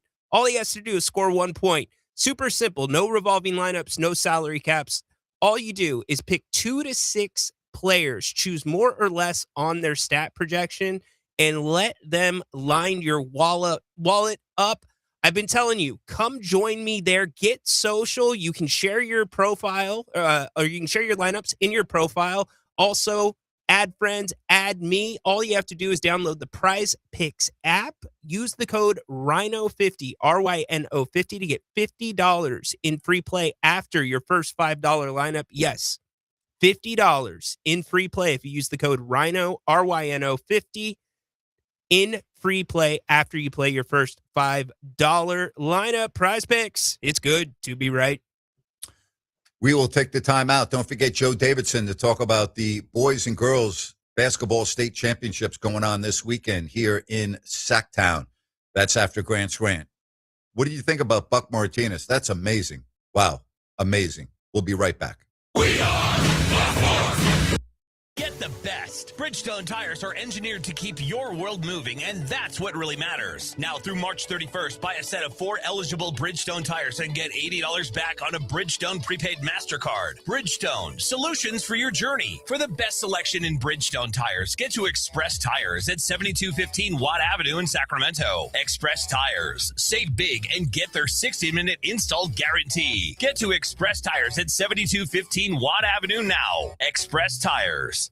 Welcome to Par 18 Golf, Northern California's premier TrackMan Golf Performance Center. If you love the game of golf, you're going to love Par 18 Golf. Par 18 Golf is where serious golfers go to elevate their game to an entirely new level. Par 18 Golf features Ultratech TrackMan practice bays. These are the very same golf simulator systems that PGA players use to perfect their game. TrackMan systems use Doppler radar and high-speed cameras that give you instant feedback on your swing. It analyzes distance, ball spin, face angle, and club path. It's how the world's very best players train. Open for both private and group events, with memberships, leagues, and coaching available. It's for serious golfers who demand more from their game. Located inside the historic Nimbus Winery in Rancho Cordova. Open every day by reservation, rain or shine, day or night. Visit par18golf.com today and experience the future of golf performance.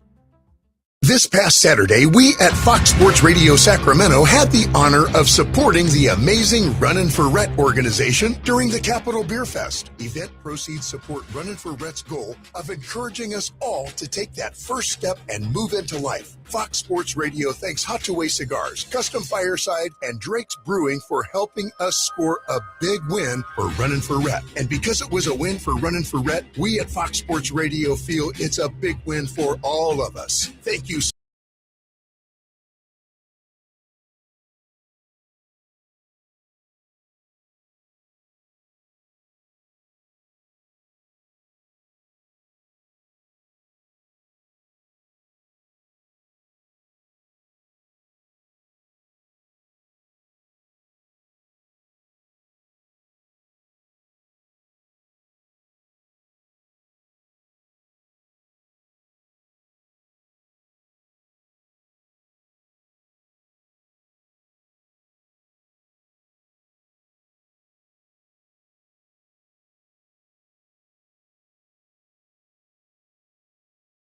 To Grant's Rant in about 35 minutes.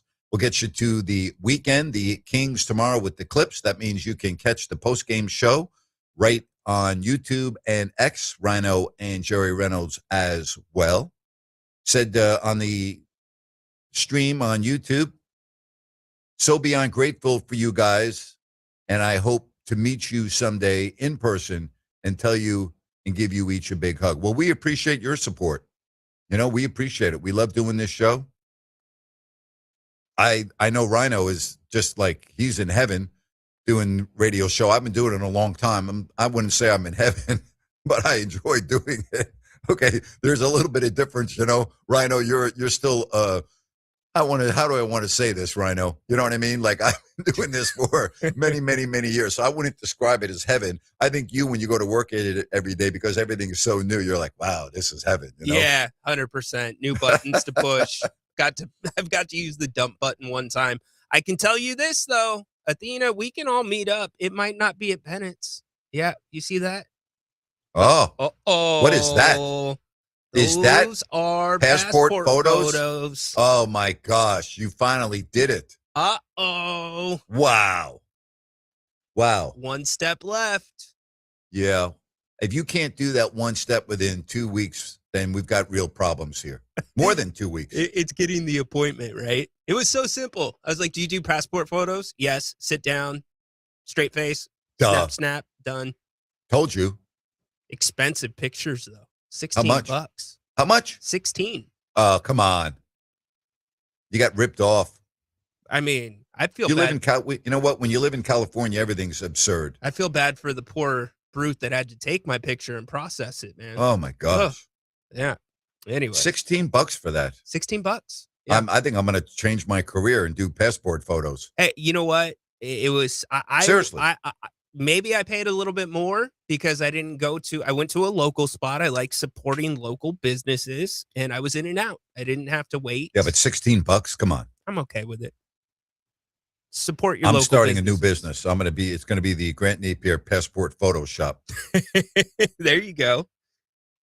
You've seen enough passport photos. You could probably figure out how to take them the correct way. It would be not hard to figure out how to do passport photos. You can do them at home, by the way. Okay, you didn't have to go do it professionally done, but I just recommend that because of all the pressure on you, you get it done right as opposed to doing it yourself. Yeah, well, it's done. I mean, maybe it's not done. Maybe there's no pictures in here, and I just got the booklet. Well, that's You'll true. never know. That's true. That's a good point. Very good point. How many did they give you? 2. I have 2. Oh, okay. All right. Assuming. That's for $16. You should get more than 2. I mean, assuming I actually got my picture taken. 2. Yes. Okay. Because it's good to have more than 2 because if you travel to certain countries, you have to do a online visa where you have to upload a picture just like that. And that's why you want more than 2. Well, so you'll have to go back and spend some more money. Well, I suppose I could. You can do that one yourself. I can make copies of these. Yeah, but you know what? For a lot of the visas, you can do it by yourself. Oh, okay. You know? Then we're good. Yeah. Then we're good. So, all right, let me hang on a second here. I've got to make sure we don't run out of juice here. So give me a second here. Yeah. I forgot to. I should have plugged that in for you. My bad. Yeah. Why didn't you? You know what? I was slacking. I was too excited about my passport photos. YouTube. How much is that again? How much? $16. $16. Yeah. And you were all right from the start, from when you walked in to your left. Okay. From when you walked in until you left, less than 5 minutes? No, because the pictures had to process. It was about 10 minutes. Oh, okay. All right. Yeah.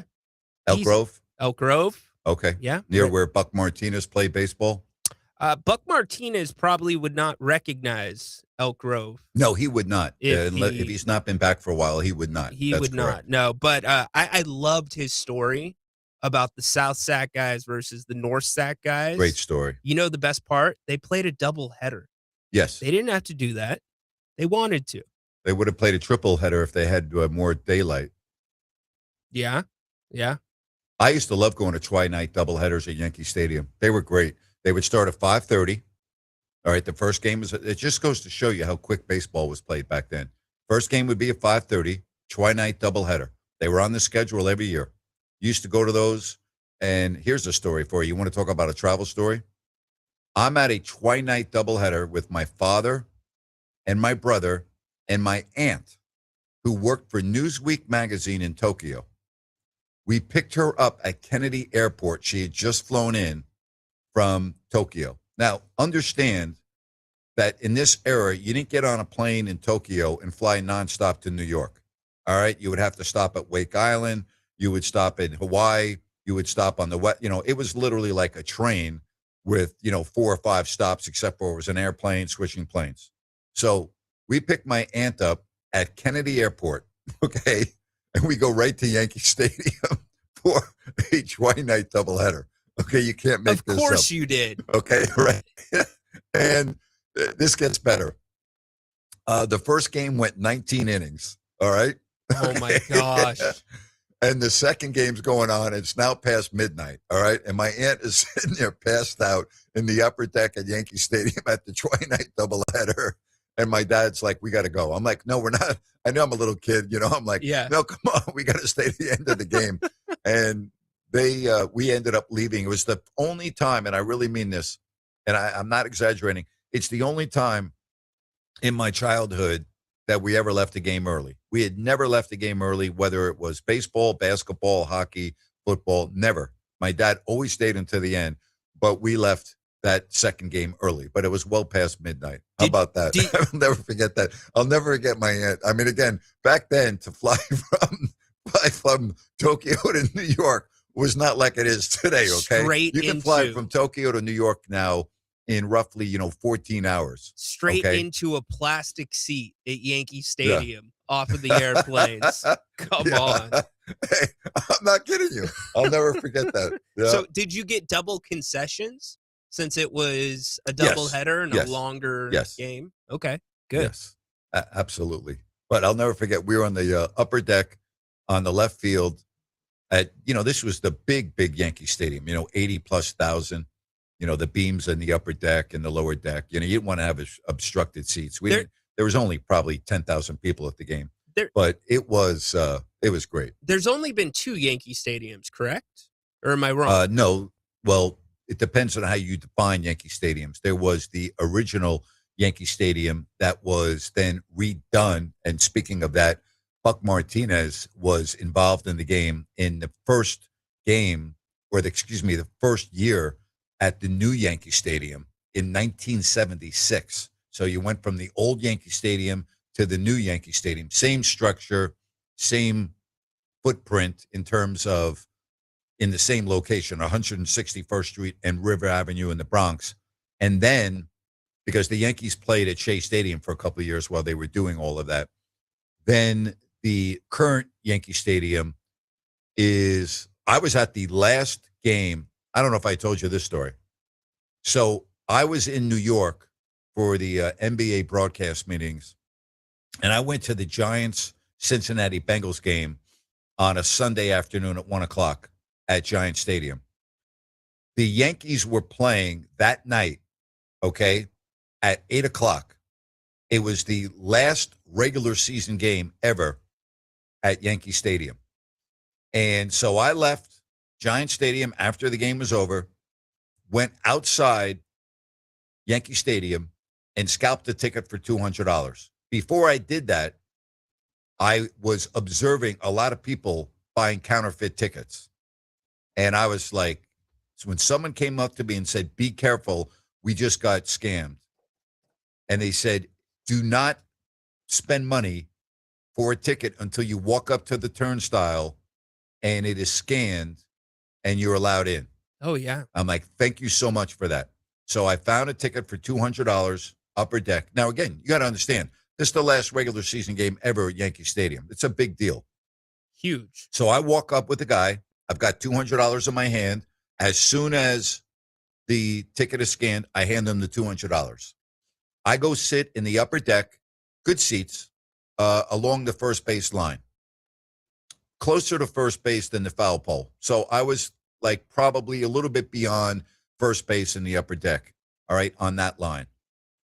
The guy next to me, all right, had just gotten off an airplane from Hong Kong.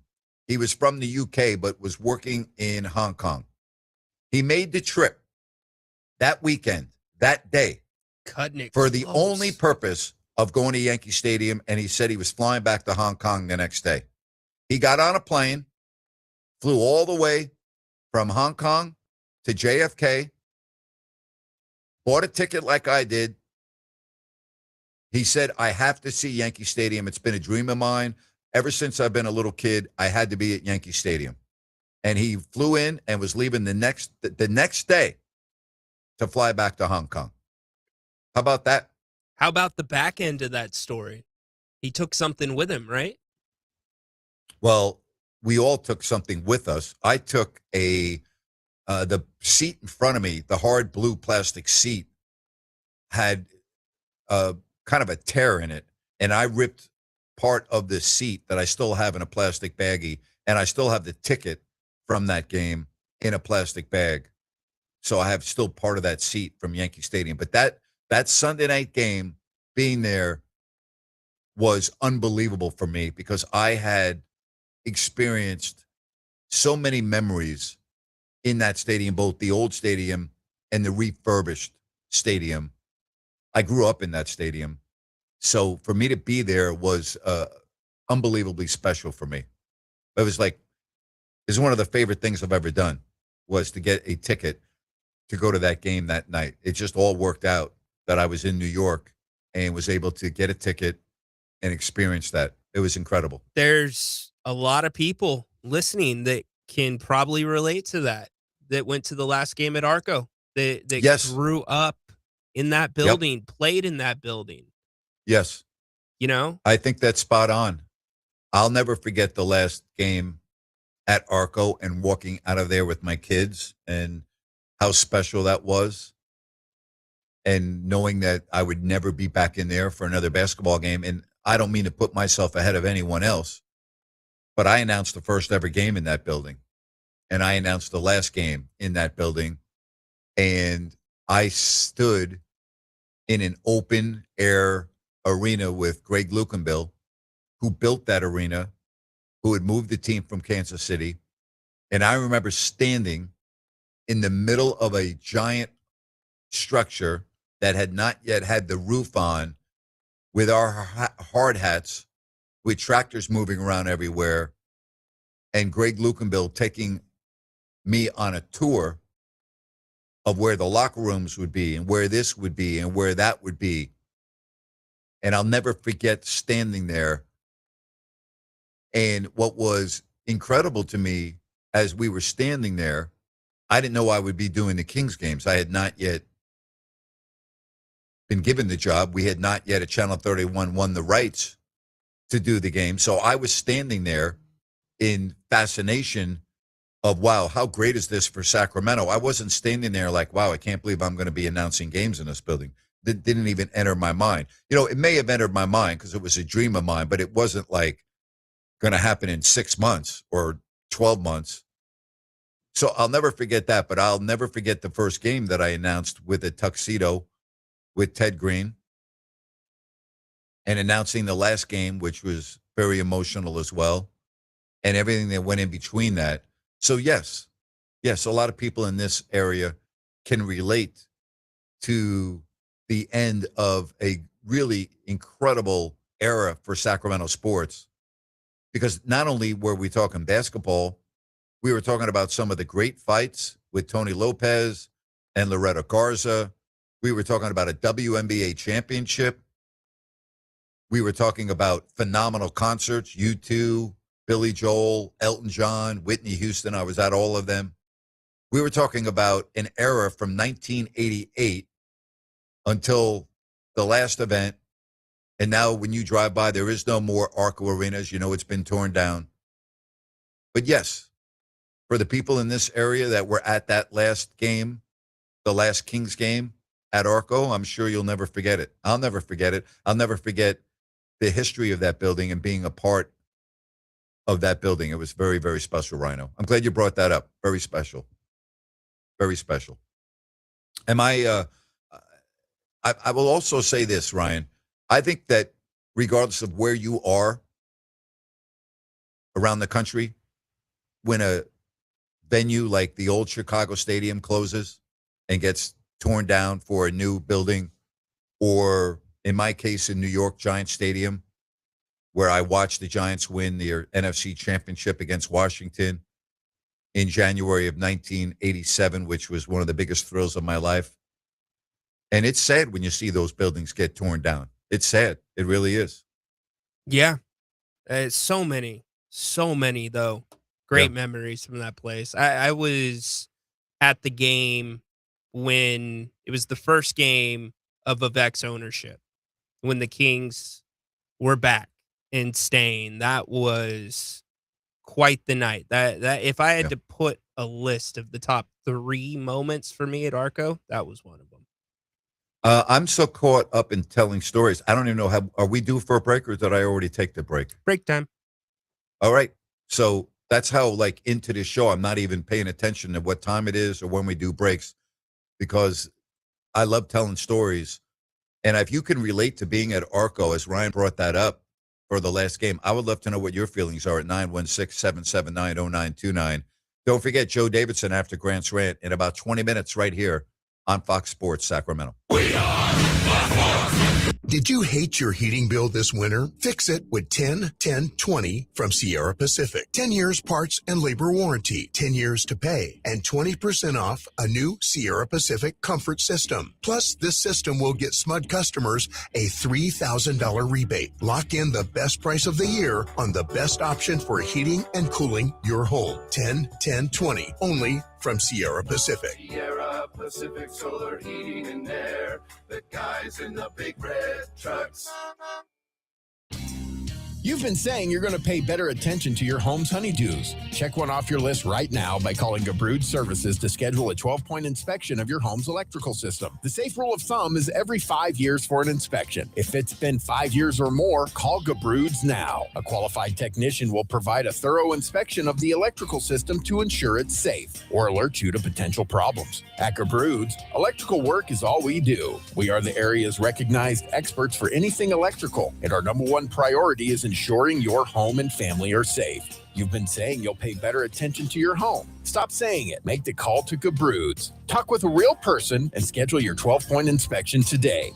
Gabrud's, locally owned for more than 30 years. Gubrud's. Call the good dudes at Gabrud's. Gubrud's. Gabrud's.com. Listen up, guys. Are you experiencing any of the following? Fatigue, less drive, poor performance? If so, you may be one of the nearly 30 million men in the U.S. today dealing with ED. But did you know you don't have to pay hundreds for a prescription anymore? And you don't have to deal with the hassle of seeing the doctor or the embarrassment of going to the pharmacy for a certain pill. Now, with one free call, you can find out how Herbal Virility Max can help you feel like a man again. For over a decade, Herbal Virility Max has helped guys just like you put a smile back on their face with improved performance and drive. Call today and ask about our buy one, get one free offer. 800-690-8445. 800-690-8445. 800-690-8445. That's 800-690-8445. We all want to look and feel our best. Sacramento Naturopathic Medical Center invites you to live your best life every day. There are simple, practical, and inexpensive changes that you can make in your life today that will elevate your life in so many incredible ways. If it feels like it's time to hit that reset button and start living your best life now, Sacramento Naturopathic Medical Center invites you to schedule a free healthy aging consultation with Dr. Dennis Godby, an accomplished author and expert in the art of aging gracefully. As we age, things change. We might start to experience lower energy, changes in mood, brain fog, or just a lack of motivation. And for guys, the onset of middle age can mean a lower libido and oftentimes ED. These things can usually be safely and easily treated. Visit gettingbetternow.com today and schedule your free healthy aging consultation with Sacramento Naturopathic Medical Center, located in Midtown.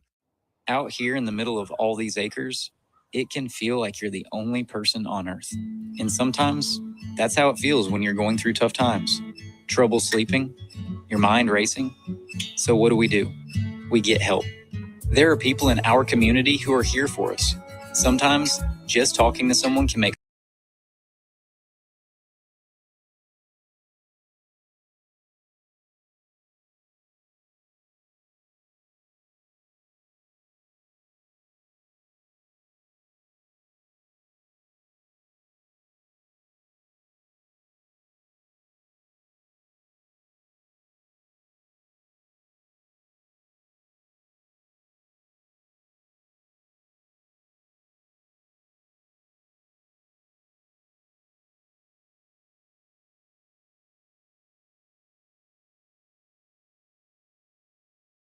story in the past, and the noise, because there were so many people on the ring. And I remember getting home and there was a message on my answering machine from my dad, because he was watching it. It was live on CBS with, I think it was Tim Ryan and Gil Clancy on the call. And he goes, man, I can't believe it. We actually saw you go underneath the ring on TV. And I'm like, yeah, I had to protect myself. I didn't want to get hit in the head with like the equivalent of a rock. So yeah, I was, because I was sitting, I had my arms on the ring. I was sitting right that close to the ring. You had But yeah, your that was incredible. wait. You had your arms on the ring? I had my arms on the canvas. Yes, that's how close I was. The seats I had for those fights, the Tony Lopez, Rocky Lockridge fight, I would get beads of sweat on me and blood because I was in the first row, and literally I could put my arms like this on the ring, you know? That's insane. Yeah, right in front of me. They had no, Yeah. but what if you fall out of the ring as a boxer? You going Well, into it would the have fallen crowd? on top of me. It would have been Yeah. on my, I would have had a sweaty, bloody boxer on me. You know, that would never happen in WWE. There's some padding that's around the ring in case you get thrown out, some distance between the crowd and the Yeah. ring. But that'd be cool. But That, go on. it was, well, to this day, I would say that the two greatest events that I ever experienced at that building, Game 3, that I've talked about a lot, including with Olden Polonies, Yeah. King Sonic's 1996 playoffs, and the Tony Lopez Rocky Lockridge fight, where Tony won his first world championship, which was Ring Magazine's Fight of the Year. That was the most electric, incredible atmosphere that I ever remember in the entire history of that building. Okay? Like, that was unbelievable. It really was. 916-779-0929. That's 916-779-0929. You know, back then, the fights were either on NBC, Marv Albert, the Fight Doctor, Ferdy Pacheco, and CBS with Tim Ryan and Gil Clancy. And I would just tell you that the boxing cards, when you had Tony Lopez and Loretto Garza, they were unbelievable. The atmosphere was incredible. I mean, incredible. I can imagine. I was not there for any of the Uriah Faber fights in Sacramento, but I remember just the building being nuts. It was like a King's home game. I back told in you the day. we used to go, you always talk about the food at the Skyline Lounge, right? On the Yeah, 5th floor. absolutely. And to this day, I'll never forget, we used to have once a month during the basketball season, a luncheon with the head coach. And when Bill Russell was the head coach of the Sacramento Kings, somebody asked him a question about Boston. And whenever you asked Bill a question, he would very often pause 5 seconds, 10 seconds. And Bill did that. And he said, and I'm quoting, I'd rather be in jail in Sacramento than be the mayor of Boston. That's how he answered the question. I'll never forget it. And I was thinking, and I have thought about this often. Could you imagine if a comment was made like that in this era of social media? No. Unless it came from somebody that lived why Bill would rather be in jail than in Boston. I How about think that? that would be the only way. I'll never forget that. I'd rather be in jail in Sacramento than be the mayor of Boston. Crazy. Incredible. Let's get to Lynn.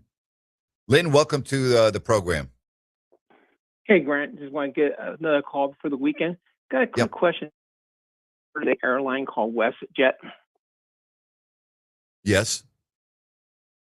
Okay. What about it? Is it a pretty good one, or do you know? I've never been on it. I can't say. I don't Okay. know. Yeah.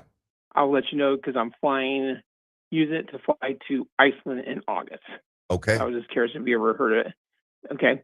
And I got solved my little dilemma I was calling Ryan about. So I figured out what I'm going to do. So I was planning to go to the Long Beach Grand Prix. My wife already took the times off. Can't do it for family reasons. Mm-hmm. So I'm going to send her back to D.C. to go see her son. And that's the opening weekend of the NBA playoffs. So I'll be able to watch the Spurs there. And my favorite racing, IndyCar racing, is basically they have Long Beach that weekend, and they basically run no Sundays until the Indy 500. So I have a whole month of watching Spurs basketball. Perfect. There you go. Assuming that they play the whole resolved. month. Assuming they play the whole month. That's There's no playoffs, so guarantee. hopefully we'll see. No guarantee. No guarantee. But the funny part. You about saw the the story was F1. You saw the F1 has called off the races in Bahrain and Saudi Arabia next month, right? Yes, I did. Saw Yeah. that. And did Yep. you watch any of the F1 from Australia?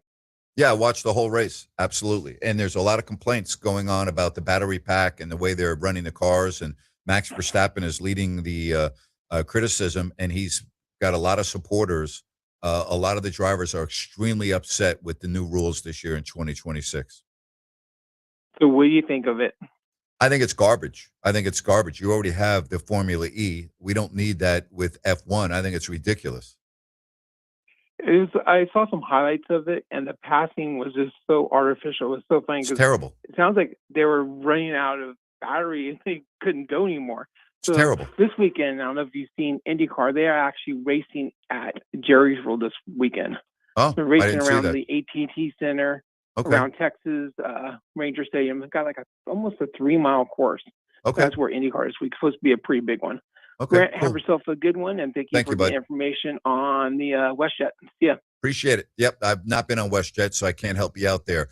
I can help you out, though, with Village Financial Group and Spencer Grimmenstein with your real estate needs, buying a home in 2026, selling a home equity line of credit. You want somebody that is really good at what they do, experienced, right?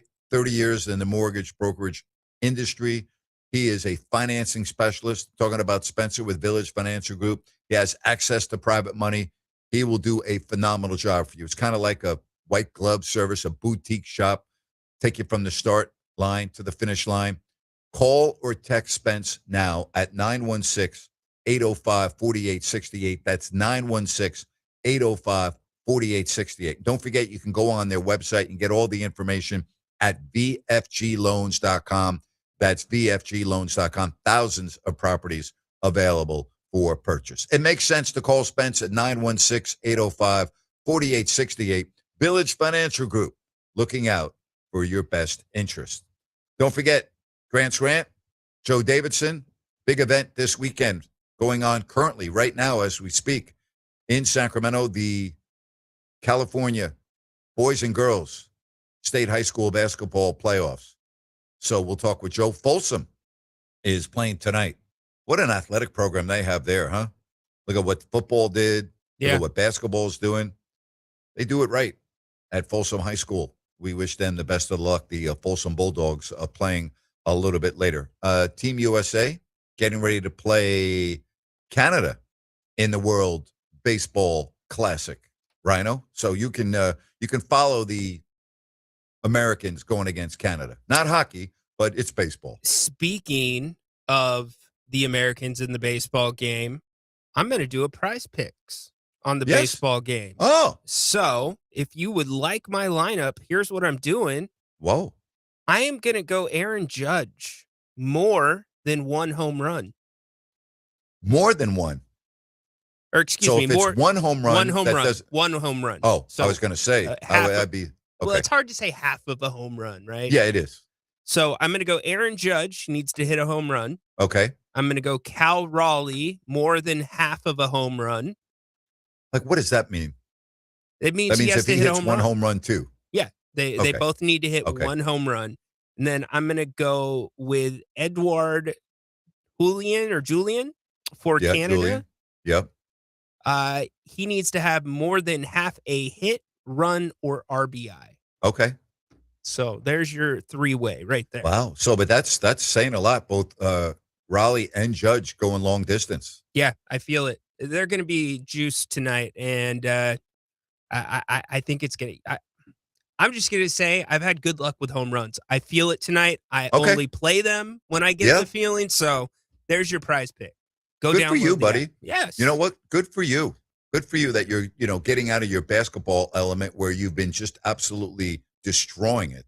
So we'll see if you can carry it over to the diamond. Let's see if we can and do put it. some diamonds in your bank account. Oh my gosh, that would be nice. Yeah, well, you got to make sure that they're cut well and they've got good clarity, good color. You know, these are That's a good important point. things when it comes to diamonds. It's a very good point. It's what I'm here for. Do you like a certain cut? I like the oval. You know, I'm not into the princess cut. I like the round. I'm with it you. It has more. If it's the right cut with the right table and the right color, it pops. Yeah. So yes. Good job Did by you. See you. my diamond? Oh no, I don't have them. That's right. I don't have any diamond studs. All right, I do have Joe Davidson coming up after Grant's rant, though. I don't know about Joe. I don't know if he's got the diamond studs. I'm not going to ask him. I've asked Joe a lot of questions in the past. I'm not going there. I am going to talk to him about the girls and boys state championships going on and Sac State basketball next, right here on Fox Sports Sacramento.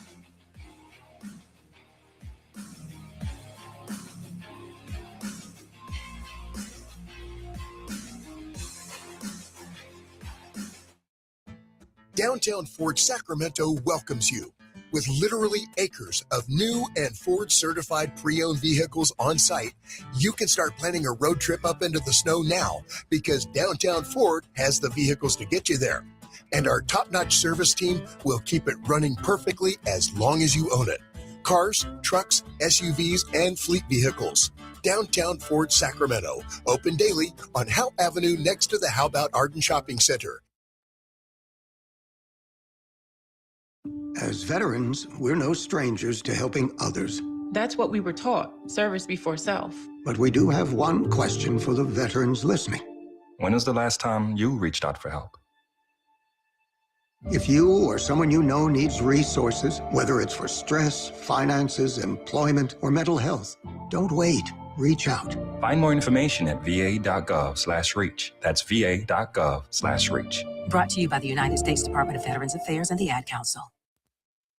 And this is Above the Noise. Last night, Bam Adebayo delivered a performance no one saw coming. The Heat big man erupted for 83 against the Wizards, surpassing the iconic 81-point night from Kobe Bryant. Adebayo shot 20 of 43 from the floor, made 7 threes, and made 36 free throws. The last part is what has fueled debate today. That's a lot of trips to the line. But free throws are not accidents. They come from forcing defenders into bad positions and the offensive player being talented enough to make them pay. Getting to the line that often still requires dominance. Was Coach Eric Spoelstra's strategy to give Bam extra possessions by fouling in the final minutes? Yes, but context fades over time. 20 years from now, nobody's going to be counting the points from the charity stripe or Miami's late-game strategy. They'll see that number 83 and remember the historic night by one of the league's more underrated stars. I'm Dan Patrick, and this is Above the Noise. Prostate exam. Relax. Screening starts with a simple finger-free blood test. Around 1 in 8 men in the United States will be diagnosed with prostate cancer in their lifetime. Prostate cancer can have over a 99% 5-year relative survival rate when caught at a localized or regional stage. If you're 40 or over and have a prostate, visit relaxitsabloodtest.com to see if a PSA blood test is right for you. Talk to your doctor about screening and the next steps. Sponsored by Novartis. Tires matter. They're the only part of your vehicle that touches the road. Tread confidently with new tires from Tire Rack. Whether you're looking for expert recommendations or know exactly what you want, Tire Rack makes it really easy. Fast, free shipping, free road hazard protection, convenient installation options, and the best selection of General tires. Go to TireRack.com/Dan to see their General tire test results, tire ratings, and reviews, and be sure to check out all the special offers. TireRack.com, the way tire buying should be. Grant's back. Join the conversation every weekday afternoon beginning at 3 p.m. KSAC 890 AM Olivehurst, K284CM 104.7 FM Sacramento. It's time for Grant's Rant. All right, what do you have for me, Rhino? Grant, I'm not sure if you saw this, but he was a Jacksonville Jaguar. He is now a New Orleans Saint. Travis Etienne, or Yes. should I say Achan, I know. came to the podium and said that everybody has been pronouncing his last name wrong. So is that on him or is that on the media? That's your Well, why is he taking so long? How long has he been in the league? Yeah, now all of a sudden you're going to let people know that they're pronouncing his name wrong? Really? How come you didn't tell us that when you were a rookie? It was very, very odd. Your second choice, Grant, is the Big 12 has decided to pull the LED court at the Big 12 tournament. Not sure if you saw it. Very similar court to what the NBA did in Indianapolis for the All-Star game a couple of years ago. They're going back to hardwood. That court should have never been on there in the first place. And last but not least, Grant, I think you and I are in the same boat that we're not huge fans of shopping. So why do you think we would be huge fans of returning the things that you didn't like when you went shopping? Return items? No. Is that what you're asking me? Would I go back to the store to return items that I didn't like that I was given as gifts? Is that what you're talking about? No, I'm saying, you and I don't like shopping, right? No, I don't like shopping. Who likes shopping? You know what? I'll sleep on the couch tonight. I had to go shopping with my wife, which I was not. It was fine, but an hour in the same store on Valentine's Day, and now I'm doing the return. You got to do that yourself, Napes. Yeah, you know what? I can't go there. I don't do that. That's not part of my vocabulary. That's not part of my life.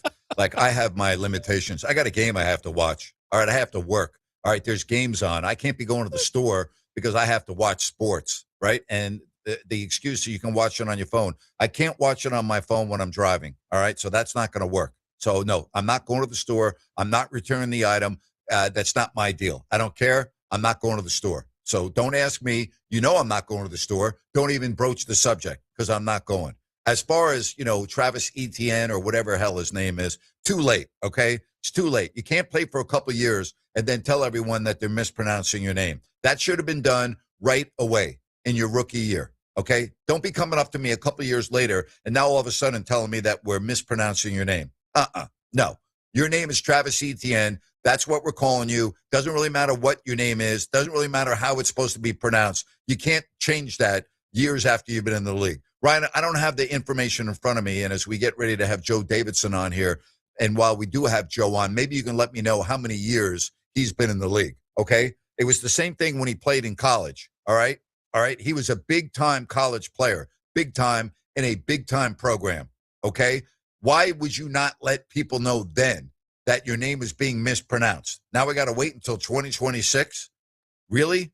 How come it didn't bother you when you were running for 150 yards every game in college and you were the talk of college football? How come it didn't bother you then? How come it didn't bother you when you were drafted, right? When you were a high draft pick? How come that didn't bother you then? Now all of a sudden in 2026, you got to tell us that they're mispronouncing your name? No, I'm sorry. That's your name. That's what we're calling you. Too bad. Now, if you want to go to court and you want to go to the courthouse and you want to legally change your name, then that's different. I'll call you by what your legal name is, unless you're Ron Artest. I'm never going to call Ron Meta World Peace. He knows that. I've told him to his face, and I've actually interviewed Ron when his name was, quote, unquote, Meta World Peace, and I said, welcome to the show, Ron. I'm not calling Ron Artest Meta World Peace. I don't care whether he's got a certificate from the court saying that's his real name. To me, he's Ron. He'll always be Ron. And if I were to interview him this afternoon, I would welcome him as Ron Artest, not Meta World Peace. So as far as Mr. Etienne, that's your name. Too late. You've had years to alert us that the name is incorrect. So your name is Etienne, and that's what I'm calling you, and that's my rant for today. Now, you could solve all of this, okay, by having a very simple name like Joe Davidson, because it's impossible to mispronounce Joe. I have never heard anyone mispronounce the name Joe, and Davidson is equally as easy as Joe. Oh, that would be my guess, Joe Davidson. How are you, buddy? Oh, that's great stuff. Hey, I remember when Ron Artest, Ron, whatever the heck, yes, the battling one, when he was with the Kings, and I was covering a lot of the Kings then, and you had to listen to what he had to say after practice, because right away he'd say, "Oh, we have a shot to get to the NBA Finals. We could do a lot of good things." Okay, and then literally a half hour later, you circle back around. We got to be the worst team in the playoffs. So if he's confused about that, I'm not surprised he's confused about his name all these years later. But he would change his mind every day. Yeah, I know. On his That's mood. bless his heart. I love the man. Joe Davidson of the Sacramento Bee. Joe, I got to tell you, this is such a great event for Sacramento annually, and it's one that I've never been to because the Kings were always on the road every time that the state championship, the playoffs were going on for both the boys and the girls. And here we are in 2026, and I was just reminiscing about some of the great names in the sport of basketball that we had the pleasure of watching in this city. It's great, right? I mean, I think you had something on Twitter the other day about Bill Cartwright 50 years later, and we got Jason Kidd and so many others. It's great history, isn't it? It really is. In fact, Bill Cartwright is probably the greatest high school basketball player in this greater region. And he was the nation's number one pick, nation's number one high school recruit 50 years ago. Mm-hmm. The NBA was looking at him. I remember doing stories where I talked to Pat Williams he was the general manager of the Philadelphia 76, and he said, we went out there and looked at him, and we thought about drafting him. Instead, they took this kid who threw tires in Orlando in a junkyard to get strong. That was Darryl Dawkins. That was an era where you might consider drafting big men. But the point being, though, Grant, he was so great. Bill Cartwright is a 7-foot center, national number one recruit with an Elk Grove team that was 30-0, Elk Grove High School, and they were this is before the state basketball tournament. And so in 1974 and 1975, the Elk Grove Thundering Herd was invited to the Tournament of Champions. It was the elite state tournament of sorts, unofficial, at the Oakland Coliseum. And they were so good that the state officials said, we're going to have to introduce a state tournament. It took that long. And so it didn't get introduced until 1981. California does a lot of good things in education and in sports. The governing bodies do a good thing. But the state football championships didn't start until 2006. It takes time. So now it's here. And for all the grief, a lot of it earned for the Maloof ownership group of the Kings, they always open their door at Arco Arena. And so did Jim Thomas before that. And Luke and Bill before that. Use Arco Arena as a high school championship site. And so it's a great partnership. It continues here with Vivek, who deserves all the heat he gets. But this is a nice gesture. And, you've been down to Doco, and kids have a good time bouncing around. And here's the other thing, Grant. If you want to see, it's almost a mini rant here. If you want to see quality basketball on this venue at Golden One, and you're fed up with the Kings throwing the ball all over the place and they're, what they're trying to do, the high school kids, they play hard, they share the ball, they're fundamentally sound. It's a real treat. Play hurt. They play hurt, they play inspired, and they appreciate every bit of it. They don't have a team leader lecturing the media or any that nonsense, but that's a big reason, Grant, you and I have talked about it, where I stay local. I'm refreshed by this level of play, and it has excited. So great venue, and it's going to be here year after year, and most states don't offer this. I mean, this is just a plum deal to have an NBA venue. That's great. Not only for the Sac Joaquin section championships, 2 weeks later this weekend, the state championships. Now, you mentioned Pat Williams. If he wrote a book after his visit to Sacramento, every time I saw Pat Williams, when he was the general manager of the Orlando Magic, he would come up to me and go, Grant, can I come on your show? I've got a new book out. He probably wrote over 30. I'm not kidding you. Every year I would be around Pat Williams and go, hey, I've got a book coming out. Can I get on your show to promote it? I've never seen anybody write as many books. And he could speak. He was great. He was so available for media in the off seasons or doing stories like, hey, did you guys consider drafting Bill Cartwright, years ago when you were at the 76ers? Right. He also adopted some 30 or 40 kids or foster programs. Just a great humanitarian. So kudos to him. May he rest in peace. Good people. Amen to that. Amen. Joe Davidson of the Sacramento Bee. Joe, we talk about Folsom, and we normally go to their football program, but here they are playing tonight in Sacramento, and their basketball team's pretty freaking good as well. Oh, they have a great coach. It really starts at the high school. In high school sports, when you have a great coach, you can do great things. And Mike Wall is their coach, and he's been the head coach for Folsom since 2000. A big-time champion. He's going to probably win his 600th game next season. He has a team that basketball purists from way back would appreciate, a Jerry Reynolds would appreciate, a Pete Carrill would appreciate, you would appreciate, I appreciate. But they don't. You can be fundamentally sound, Grant, and still be entertaining. And so what these guys do, they have 5 starters who can handle the ball. So they're hard to pressure and defend. They are experts of moving without the ball, and you keep doing that, setting screens, and somebody's going to be wide open back door. That matters. And they are all programmed to run the break, and they have guys who could shoot threes. Great coach, great team. And it's also proof you don't have to have McDonald's All-Americans and All-State players. One of their best players is Jovan DeLay, a 6'6" wing who's signed with Idaho State. Somebody might say, Idaho State, hey, it's hard to get a Division I scholarship in basketball. Yes, it is. He's one of them. Not everybody has a Ryan Anderson who played in the NBA, played for Oak Ridge just over 20 years ago, and for Eldorado Hills, Oak Ridge of Eldorado Hills. So super impressive team. They're playing for the Division I state championship tonight here at Golden One, and they're taking on Damien High School of Laverne of Los Angeles County. And speaking of great coaches, they have a coach there, Mike DeLuke, who's been coaching since 1979, Grant. He's got 1,100 wins or so, and they do it the right way. So I'm always impressed with great coaches who stick around and do it the right way. This is basketball played the right way. And Mike Wall, the Folsom coach, says it's a, quote, beautiful brand of basketball, and he's right.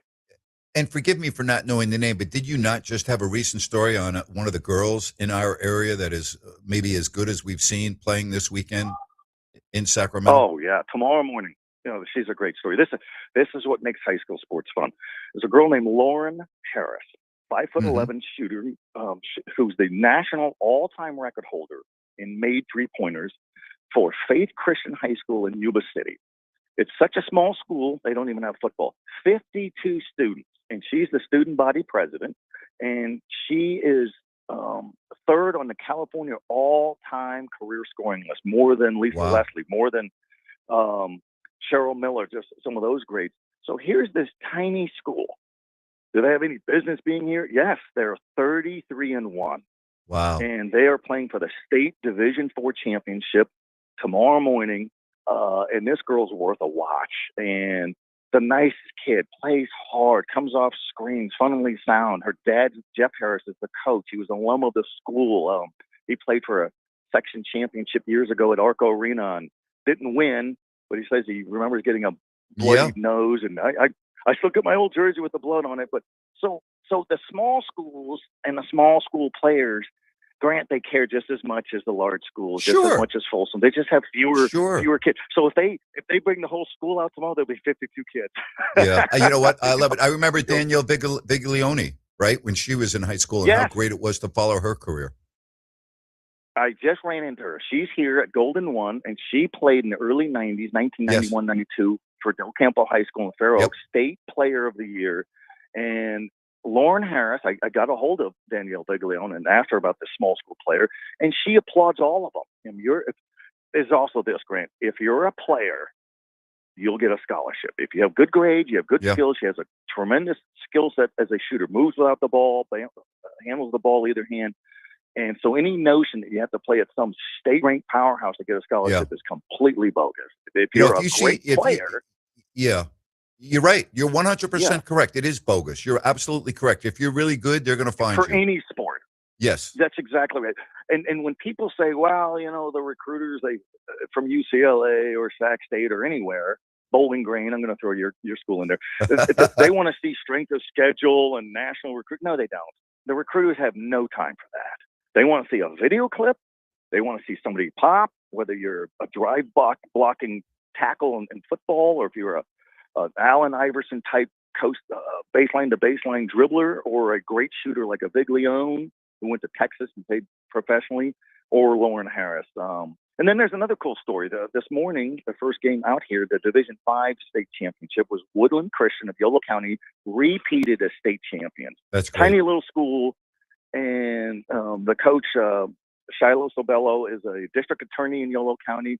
His side gig is coaching girls basketball, including 2 of his daughters. And he said they tolerate me and they laugh about it. But this is when you play in a venue like this and you win a championship at any level, they'll remember it forever. Yeah. Really cool. Joe Davidson of the Sacramento Bee. Please do me a favor. If you do run into Danielle this weekend, would you please give her my best? Seriously, one of my favorites. I just loved her career and following her. And please tell her I said hello. I sure will. Class Yes. act person. I always tease. I said, looks like you could still drink a little bit of water and get out there, stretch, and put up 30 shots. Let's go. So yeah, that's great. She's a giver in basketball where she does a lot of shooting clinics and strength and conditioning. She's continuing to feed the game and help it grow. And I mean, Grant, girls basketball's come light years. And we see it with the Caitlin Clark influence. And we have March Madness, the Sweet 16 Elite 8 will be here March 27th through 30. I'll be covering that here at Golden One. A lot of people frown on girls basketball, women's basketball. Well, shut up, stretch, get out there and see if you could hang. And most people can't. So it's to be appreciated. And I applaud you for applauding people like Viglione. Yeah, Danielle Viglione to me was a name that I'll never forget in terms of the way she played, the way she competed. And here's what really struck me about her.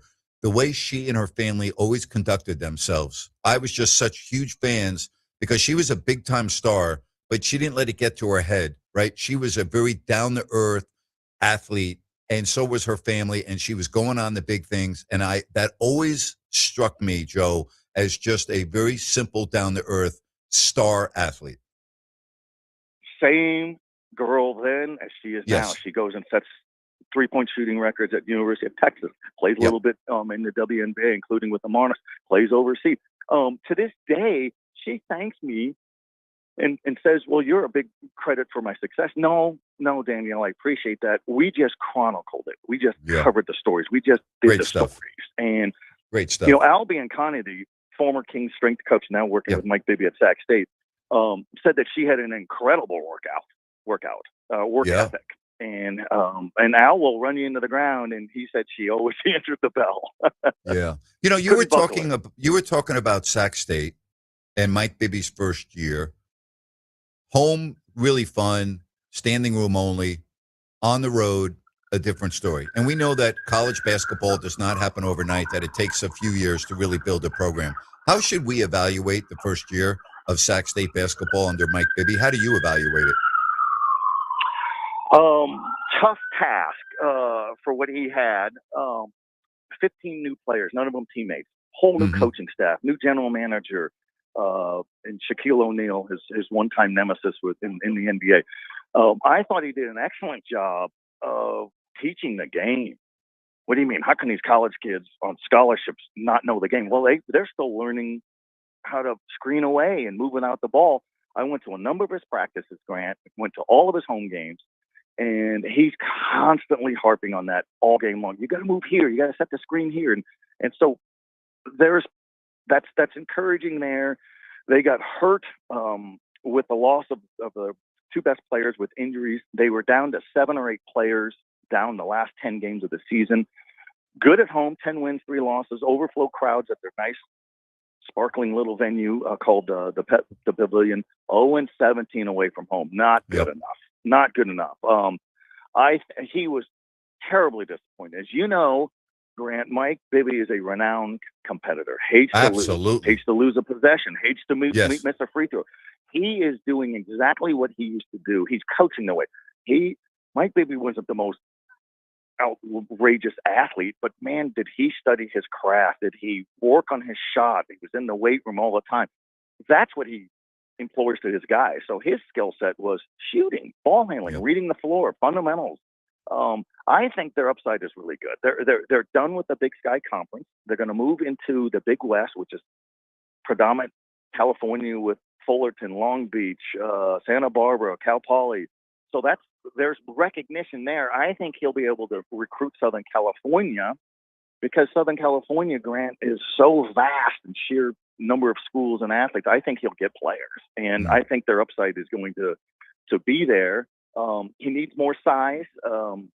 They were just really small up front because of injuries, and so guys were playing out of position. These scholarships are a treasured deal. You could also get guys through the transfer portal. The transfer portal is great for a quick fix if you're bringing in a bunch of seniors. Sure. Ideally, in high school football and basketball, or in college football and college basketball, you want incoming freshmen so you could have them for 3 or 4 or 5 years. That's what Jim Les has done really well with at UC Davis men's basketball. So I think he's going to stick around, and Shaq's going to stick around. Shaq's son, Shaquille O'Neal, was Bibby's first signing. He was a senior. Shaq only came out once this season during the season. And typical Shaq, he was at the end of you couldn't hardly see him, which is hard to do when you're that enormous. But he didn't want it to be about him. He wanted it to be about the seniors. So I would give Mike Bibby a C. An F on the road. He knows that. Kind of, they would compete against some of those teams, but I thought, Grant, we have to also remember in perspective here. Sac State moved up to Division I in men's basketball in 1991. They have had 2 winning seasons since, and those were both under Brian Katz's longtime coach. So it's going to take some time, but they finally have an arena that matches their ambition. So upside league and coaching for Mike Bibby. I was telling Rhino earlier this week, I was initially leery of the Mike Bibby hire. And I'm thinking, come on, did he get hired because he's a Kings legend? I asked Mark Orr, the athletic director, on a story. He goes, that's the cherry on top. He's earned his shot. He's ready. We like his fundamentals. We like how he can recruit, what he can do. The fact that he was a Kings legend does not hurt. Good enough. Sure. And now he has to back it up. He has to back it up. And he's driven. He feels like he owes Sacramento one to make Sacramento State a player in college basketball. Hey, before I let you go, because you mentioned this kind of tongue-in-cheek at the beginning of this interview, a week ago today, I did an opening 20-minute rant defending the Sacramento media and I'll call it the attack by Russell Westbrook. And I was bothered by it. And as somebody that is really a senior member of the Sacramento sports media, were you bothered by that? Absolutely. It's complete rubbish. I mean, first of all, Russell Westbrook said, I'm the leader of this team. Well, then as the leader with an enormous bank account, this is part of the job. You have to take the criticism. You're the worst team in the NBA, the worst on offense, the worst on defense. Sometimes the effort isn't there. He always goes 100 miles an hour, but this was a disaster. And I've heard you a lot on the radio over the months, Grant, and you said this is the worst team, all of it. And that's on all of those guys. And if they're not fair for some of that critique, that's ridiculous. His whole stance on, hey, we play the game, we go home to our families. Why can't you guys just cover the game, go home? Because what is the consumer curious about? The fan who always shells out money or time or investment to watch or read or follow or attend games or buy merchandise, what do they want to know? They want to know, why does this team suck so bad? And this is a soft market. It was a soft market when you and I would run into each every day during the Rick Adelman years. It's a smaller market. So Russell Westbrook should know better. This isn't New York, Chicago, even LA, where there's just sheer numbers of media, and some of these questions are more than fair. I was disappointed that Chris beat him at the D, challenged him and said, "Hey, you guys are really struggling. That's fair game." Sure. And his target was Matt George, who had the perfect chance to let's talk. But you know what, Grant, this is kind of the culture with the Kings. Vivek has convinced people for years since he got here that the local media is against you, and they will leak out information to national outlets, the New York Times, ESPN, The Athletic, but they won't share it with media who cover them every day in practice, and some of them on the road and things like that. So I thought it was misguided. It's actually laughable. But then you see social media posts, Russell Westbrook owns the media. He didn't know anything. He hasn't owned up that they can be a lot better. So that's my rant on top of your rant. Well said. My rant was 20 minutes. It was animated. I had a little humor in there because I had a little attack of sneezing on the air, but it played out very well, Joe. A lot of people loved it, and so I was But you know how I'm like you, Joe. I'm going to speak my mind, and I don't have a problem with it. Hey, I do appreciate you. I hope you have a great weekend. Enjoy the basketball this weekend, and we will talk to you again soon. You take care. Well, Grant, don't take this personal because you're a big guy. You can handle this. But the show was better on Monday when it was Rhino and Rhino and I had a great segment. And, I see the show's kind of laugh backwards. Okay, Yeah. you're fair for critique. We go way back. Hey, Joe, I'm speechless. I really can't say anything because you're right. You take care, buddy. That's exactly right. Hey, thanks, Grant. Always. We'll talk soon. All right, that's good stuff, Joe Davidson. Speaking of Rhino, he might, own his own station pretty soon with how well he's doing with Prize Picks. Oh gosh, I could see it. Dominating Prize Picks, just dominating, absolutely dominating. He is on absolute fire. Yes, I am. But you know who else is dominating? DAS and what they're doing for a veteran. They are, and I would tell you that I love charitable deeds. Like, I just think that giving back to the community in however you can do it is phenomenal. I was so proud when I was able to do a golf tournament every year to send students to college. How about this? DAS is donating a heating or air conditioning unit to a family in need, a veteran. If you or somebody you know is in the need of a heating or air conditioning unit, go to dasmechanical.org, click on the 2026 HVAC nomination. Okay, just click on that. It's a quick form, and you can nominate yourself or someone else. That's dasmechanical.org. Easy to do. DAS Mechanical, your HVAC service repair experts. They're awesome. Locally owned, serving Sacramento and Placer counties. That's DAS Mechanical. We'll get to your phone calls, your text messages next, right here on Fox Sports Sacramento. Downtown Ford Sacramento welcomes you with literally acres of new and Ford certified pre-owned vehicles on site. You can start planning a road trip up into the snow now because Downtown Ford has the vehicles to get you there. And our top-notch service team will keep it running perfectly as long as you own it. Cars, trucks, SUVs, and fleet vehicles. Downtown Ford Sacramento. Open daily on Howe Avenue next to the How About Arden Shopping Center. Summer is coming. Backyard parties, barbecues, good times with great people. Take your summer to the next level with an outdoor kitchen or fire pit from Custom Fireside. Custom Fireside has the largest inventory of outdoor kitchen options, fire pits, and fireplaces in the Sacramento area. If you missed us at Capitol Beer Fest, no problem. Now through the end of March, visit one of our 2 locations. Mention Beer Fest and you'll still get Beer Fest savings. Custom Fireside, employee owned and operated in Sacramento and Elk Grove. Call the good dudes at Gebruds, G-U-B-R-U-D-S.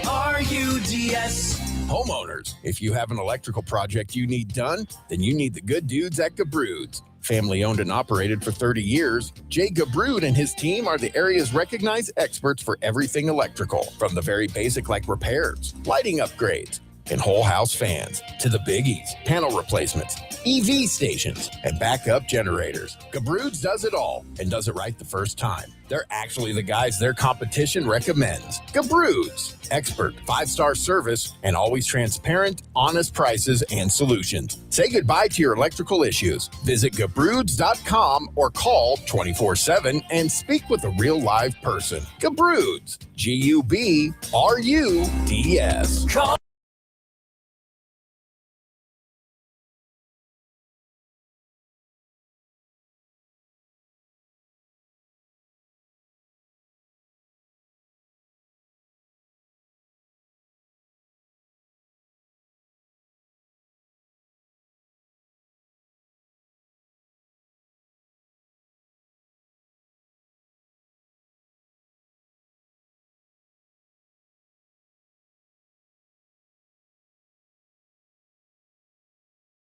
And listen, I have a lot of great things to say about Russ, as you do, and he deserves the accolades that he has received, but that was just wrong. It was flat out wrong. I was so happy to hear Joe's response to that. And that's somebody, as he said, you said, senior member of this media that's been around the team before, now always has done a tremendous job with sports. And the wrong part of it was whether you like how it was handled by the Sacramento media. The member of the media shouldn't have been the one that was getting more attacks than Russell Yes. Westbrook. That's what really bugged me. If you want to critique anything, it should start with Russ because he's the one that opened that can of worms. Yeah, well said. Speaking of the Kings, they are on their way to L.A. They will take on the Clippers tomorrow, and then they come home for 4 games to wrap up the month of March. And then they hit the road, a long road trip, before they return home for the final 2 weeks of the regular season. Yeah, we're expecting an update on Keegan Murray today from the Kings. Malik Monk returned to practice. Westbrook practiced. Dylan Cardwell. Oh, you mean they're not sore anymore? Yes, they're not sore. Dylan Cardwell was a full participant in practice as well. As of the last time that I checked the injury report, the Kings were yet to report, and they now have. So you have Devin Carter, who's going to be out tomorrow night. Malik Monk is questionable. Keegan Murray is out. So there's I don't think Keegan's coming back this year. I don't see it. I don't think he's coming back either personally, but what about Dylan Cardwell? He is not on the injury report. So it looks like he's going to be good to go if he was a full participant yesterday. That's good. I'm happy about that. Yeah. It's a good game for him to play in too against the Clippers with Kawhi. Any game's a good game for him to play in. He still needs experience, He does. especially the offensive part of the game, which I thought was coming along really well before he injured himself. Yeah, it was coming along great. I mean, as long as you're not judging, if you're judging it by the box score, yeah, he's going to have a couple that are dunks, but his just feel for the offense and not going to spots rather than where, the players are at, all that was improved greatly, and his touch has gotten a little bit better. Anytime you see, Grant, a young guy that has no offensive game trying to get their shot off with a little hook shot or whatnot, that's a big thing for them. All right, bold prediction of the day. Russell Westbrook will not play any games in April. Yes. Oh, 100%. Yes. I'm with you. How about you? Yes. Correct. Yep. Okay. Yep. Bold prediction of the day. Russell Westbrook will not play another home game for the Kings. I am going to say he will play a home game for the Kings during the next 4-game stretch, and that will be it. Okay. All right, let's go one step further. Bold prediction. Friday, March 13th, 2026. Russell Westbrook will be on the Sacramento Kings next year. Yes or no? Oh, boy. Not to take your line. I'm going to say no, but it's not a confident no. You? I'm going to say no. No way. Because the Kings are going to have next year at least one new point guard on their roster, correct?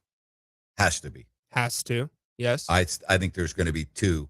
We've already seen Russ, and he's not going to fit in my opinion, with what this team needs to do and the style of play. And I would think, because I think you're going to have a new coach, I think that coach is not going to want Russell Westbrook on the team. Okay. Bold prediction. If the Kings do not have a new coach, will Russell Westbrook be on the team? And he probably will, and then you'll have another disastrous season. And whereas I predicted this season to be a disaster before they even played one game, I'm going to sit here on March 13th, 2026, and tell you that if that's the case, next season will once again be a disaster for the Sacramento Kings. You heard it here first. The reason I asked that question is Doug's still the coach of the team, and he has his responsibilities with the media as well. But when he met with Noah Eagle and the broadcast team for the last Peacock game, he was talking about the focus of this coming off season for the rookies, and he wants them to take in Russell's just fearlessness, his aggressiveness, his never say die, and then take DeMar DeRozan's calmness and just approach, I guess, to a degree, as focus points on how they can grow their games with those two things in mind. And so if you have a new coach, I think that's kind of out the window. But if I think this is all crap. That's what I think it is. I think it's all window dressing. It's all nonsense. No, it's ridiculous. Grant, I would be with you if those guys weren't playing 38 minutes a night. Yeah. You know, that's where I say it's not nonsense. Now, what is nonsense is this idea that Russ never takes plays off. He absolutely does. I know, on defense. Yes. I should have clarified myself on that. No, yes. I wasn't doing it because of you. There's this narrative that I think Doug Christie pushes a lot, you know, that he's that guy. He's going to be the one that sets the example.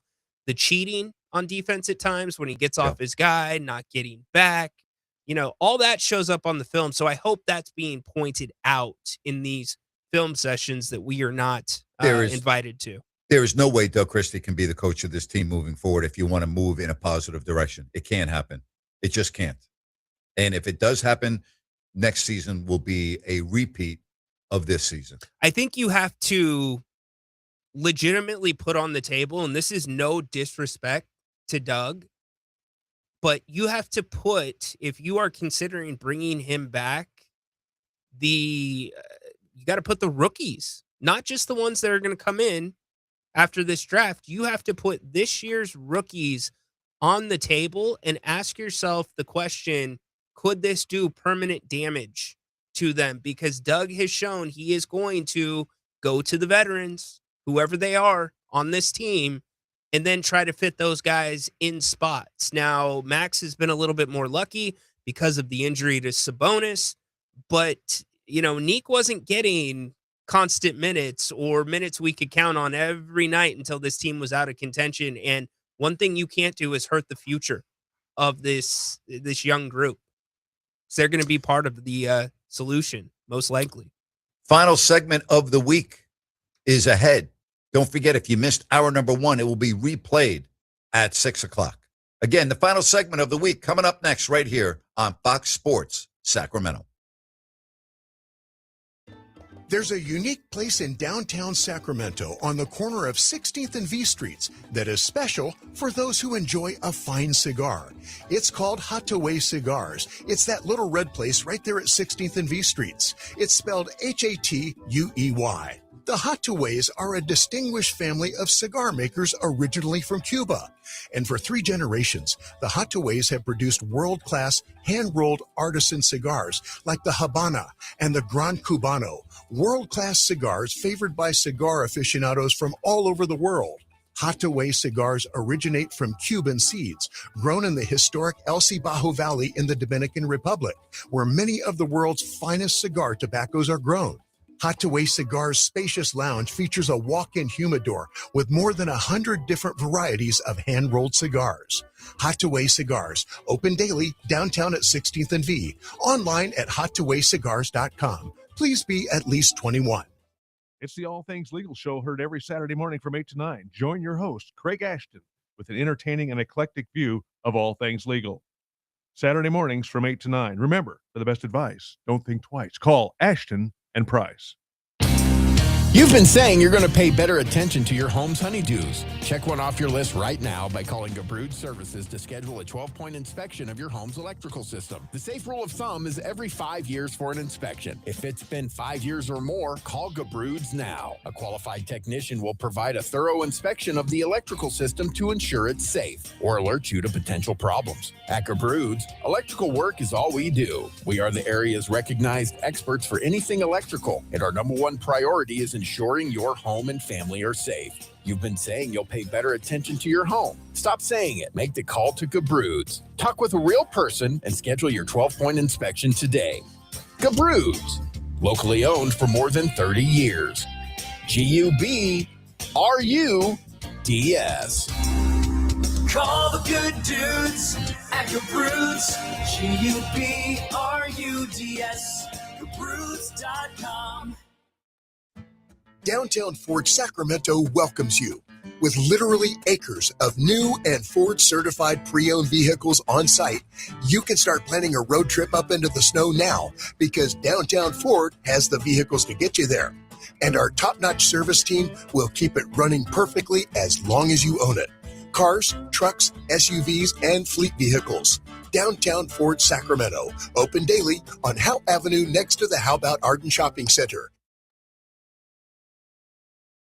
Okay, we are running a car drive right now to help veterans all across America. So if you have an old car, truck, or van, even a motorcycle or an RV sitting around, you can right now give it away and help the vets. They really need your help. And your car will help support the vets and their families. And guess what? You even get a tax donation. Plus, we'll even come and pick up your car for free. And all you've got to do is pick up your phone right now and make a free call. Now is the perfect time to do something good for the vets. Give back to the vets right now for all they've done for this country. And your old car can really help them. So call the Veterans Car Donation Program right now for free pickup of your vehicle. Help the vets and help your taxes at the same time. Call right now. 800-598-0539. 800-598-0539. 800-598-0539. That's 800-598-0539.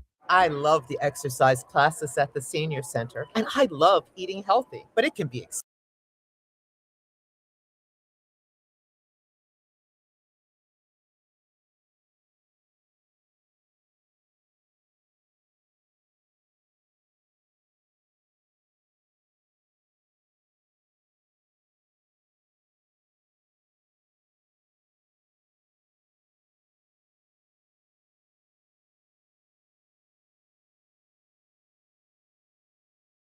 Have a good weekend, and we appreciate all the text messages and phone calls at 916-779-0929. Getting some good messages on the chat line today as well. Yeah, definitely. Paul from the YouTube simulcast chat says, if Doug comes back, everybody will know it's the same old players, and fans will react accordingly. But being he's Vivek, I wouldn't put it past him. Spot on, Paul. You're 100% correct with everything you just said. Here's where I come down on this.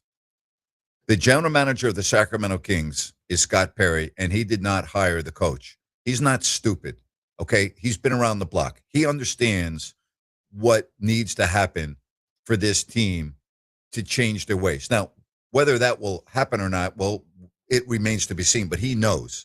And he also understands that Doug is not the right coach for the matter at hand. He knows, okay? I'm very confident in saying that. And the reason why I'm confident in saying that is it's common sense. So that's why I think it is more likely than unlikely that there will be a change. And I agree totally with that message by Paul that if Doug comes back, everybody will know it's the same old, same old. Players and fans will react accordingly. You are spot on. Very well said, Paul.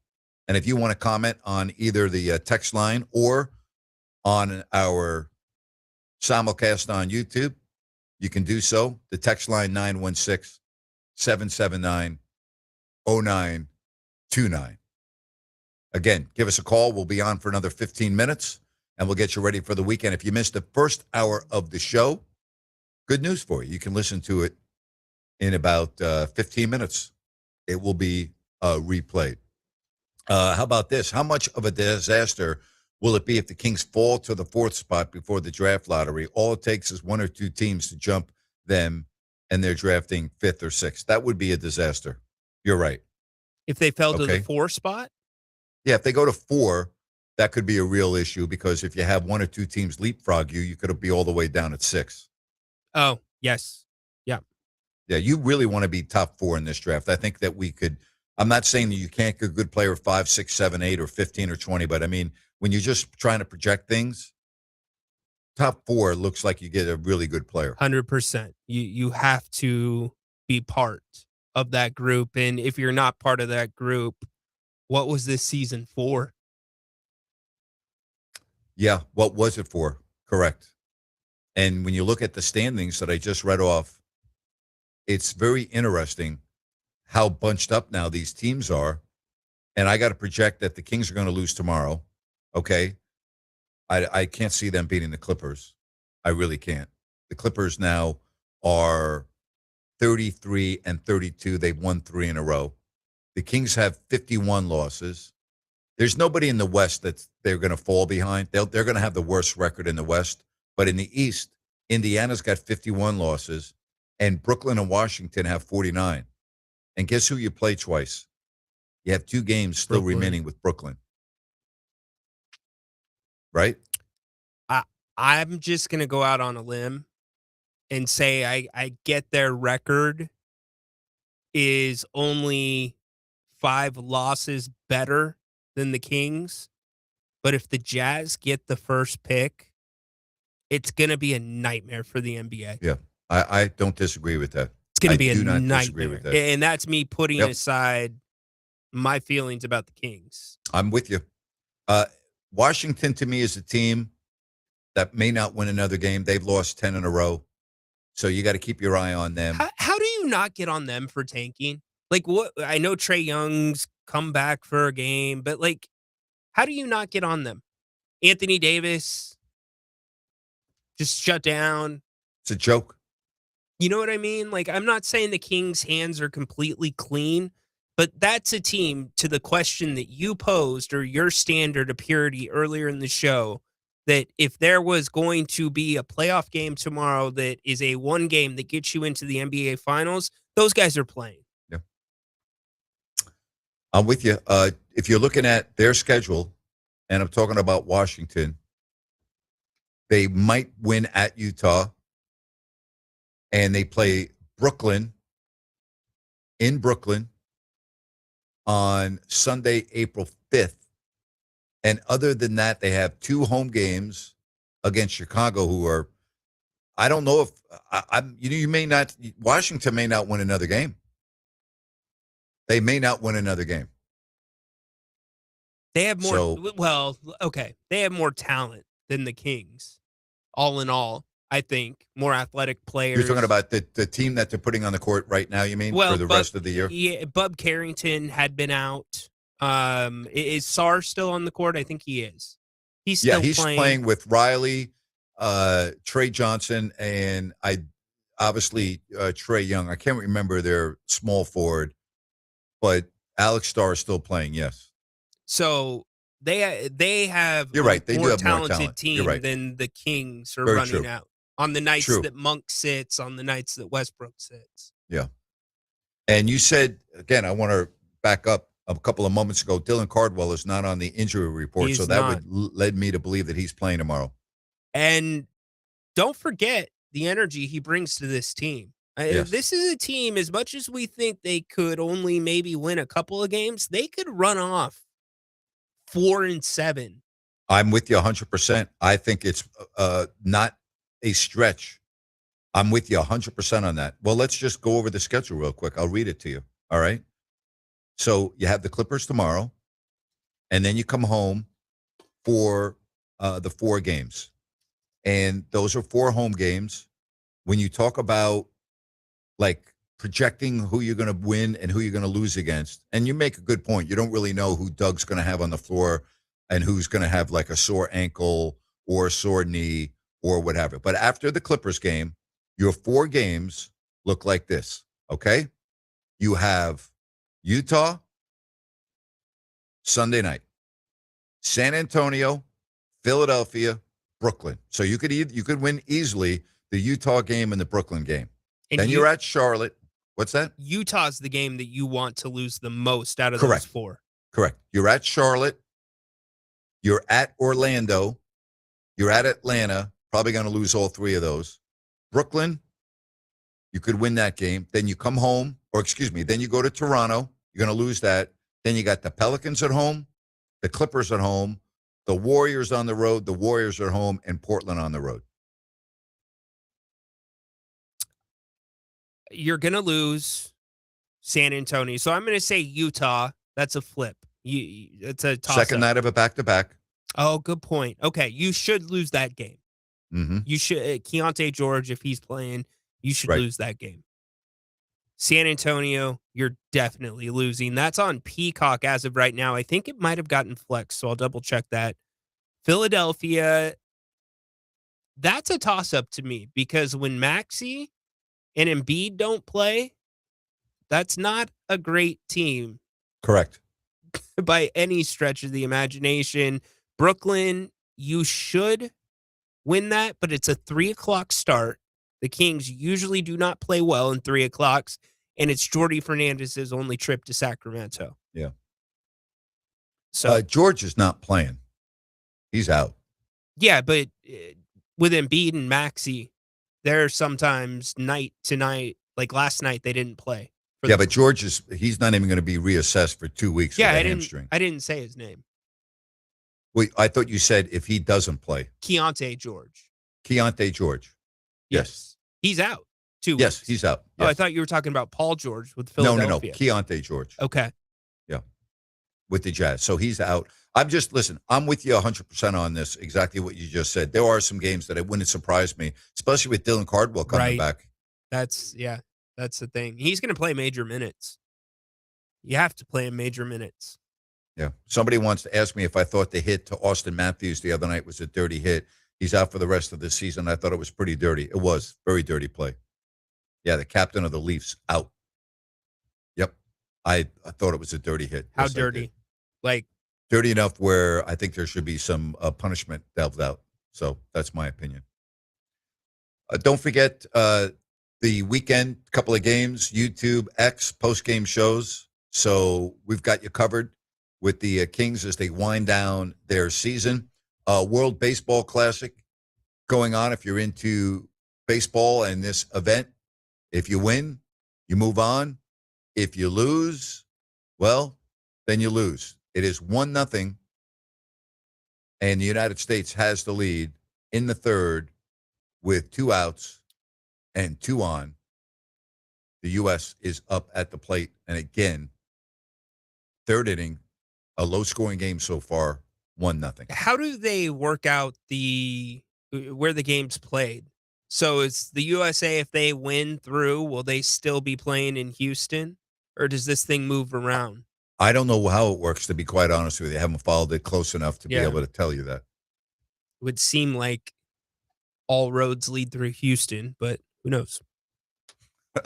I know one thing. Right now, all roads lead through Canada because you better make sure you win this game or it won't matter where you're playing because you won't be playing. Fair enough. What do you but you have the bases loaded now, so I mean, I'm hoping somebody comes up that you have on your prize picks, that whether it's Raleigh or Judge, and they can hit one out of the yard for you. Heck yeah! You know, I try not to watch because that to me is bad luck. I check in when I check in on my phone. Really quick, what do you think about all these dugout things? Like Italy's getting all this run for having their espresso machine in the dugout when they hit a home run. I haven't even noticed. I haven't watched much of the World Baseball Classic. I'm not really into it like in pool play. I didn't get into it in pool play. I'm watching the game now, but I haven't really watched. I've watched very little of the pool play. And if they win this game, obviously I'll jump on the semifinal and if they get into the finals. But I really haven't been following it close enough. You're talking about the gimmicks in the dugout? Yeah. Yeah, I think it's fun. I don't have a problem with it. I haven't seen the one you're referring to, the espresso machine. Yeah, it's getting a lot of run. Ton you of like run. it? It's a good idea. I mean, I don't mind it. It's a lot of espresso if you're scoring a lot of runs, though. I'd rather have, like pizza or something in there than an espresso machine. Pizza? That's awesome. Yeah, you could do something clever with that. Sure. That's awesome. Well, I will be reporting on Sunday night from the Kings game. So I'll be there early, get to talk to some people, and looking forward to being on postgame with you, buddy, this weekend. Yep, sounds good. Again, 1-0 currently in the third inning. If you lose, you're done. And if you win, you move on to the semifinals.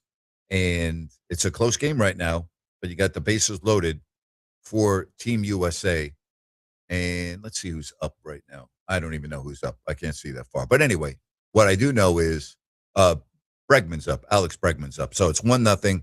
Again, this ball game is early in the third inning. The Dominican was rolling over Korea. I think the last time I saw that was 7-0 was the score in that game, and it's still 7-0.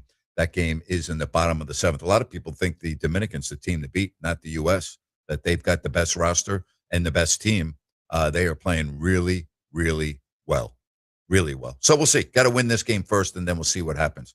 Hey, my thanks to all of you for joining us each and every day between 3 and 6. We appreciate that. If you join a little bit late to the show, hour number 1 will be replayed at 6 o'clock. So you can always check out live, or you can go back and listen to the show on the podcast. Don't forget, we're streaming every day on YouTube and X as well. A base hit, 3-0 U.S.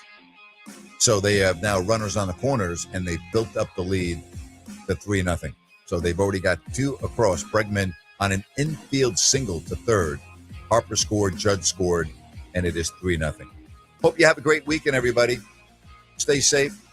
Enjoy the hot weather, the beautiful weather. Get out and play some golf. Enjoy yourself. And don't forget, be back here Monday at 3 o'clock. My thanks to Buck Martinez today, Joe Davidson of the Sacramento Bee. For Rhino in Sacktown, I'm Grant Napear saying so long, and thanks so much for checking out the Grant Napear Show on Fox Sports Sacramento.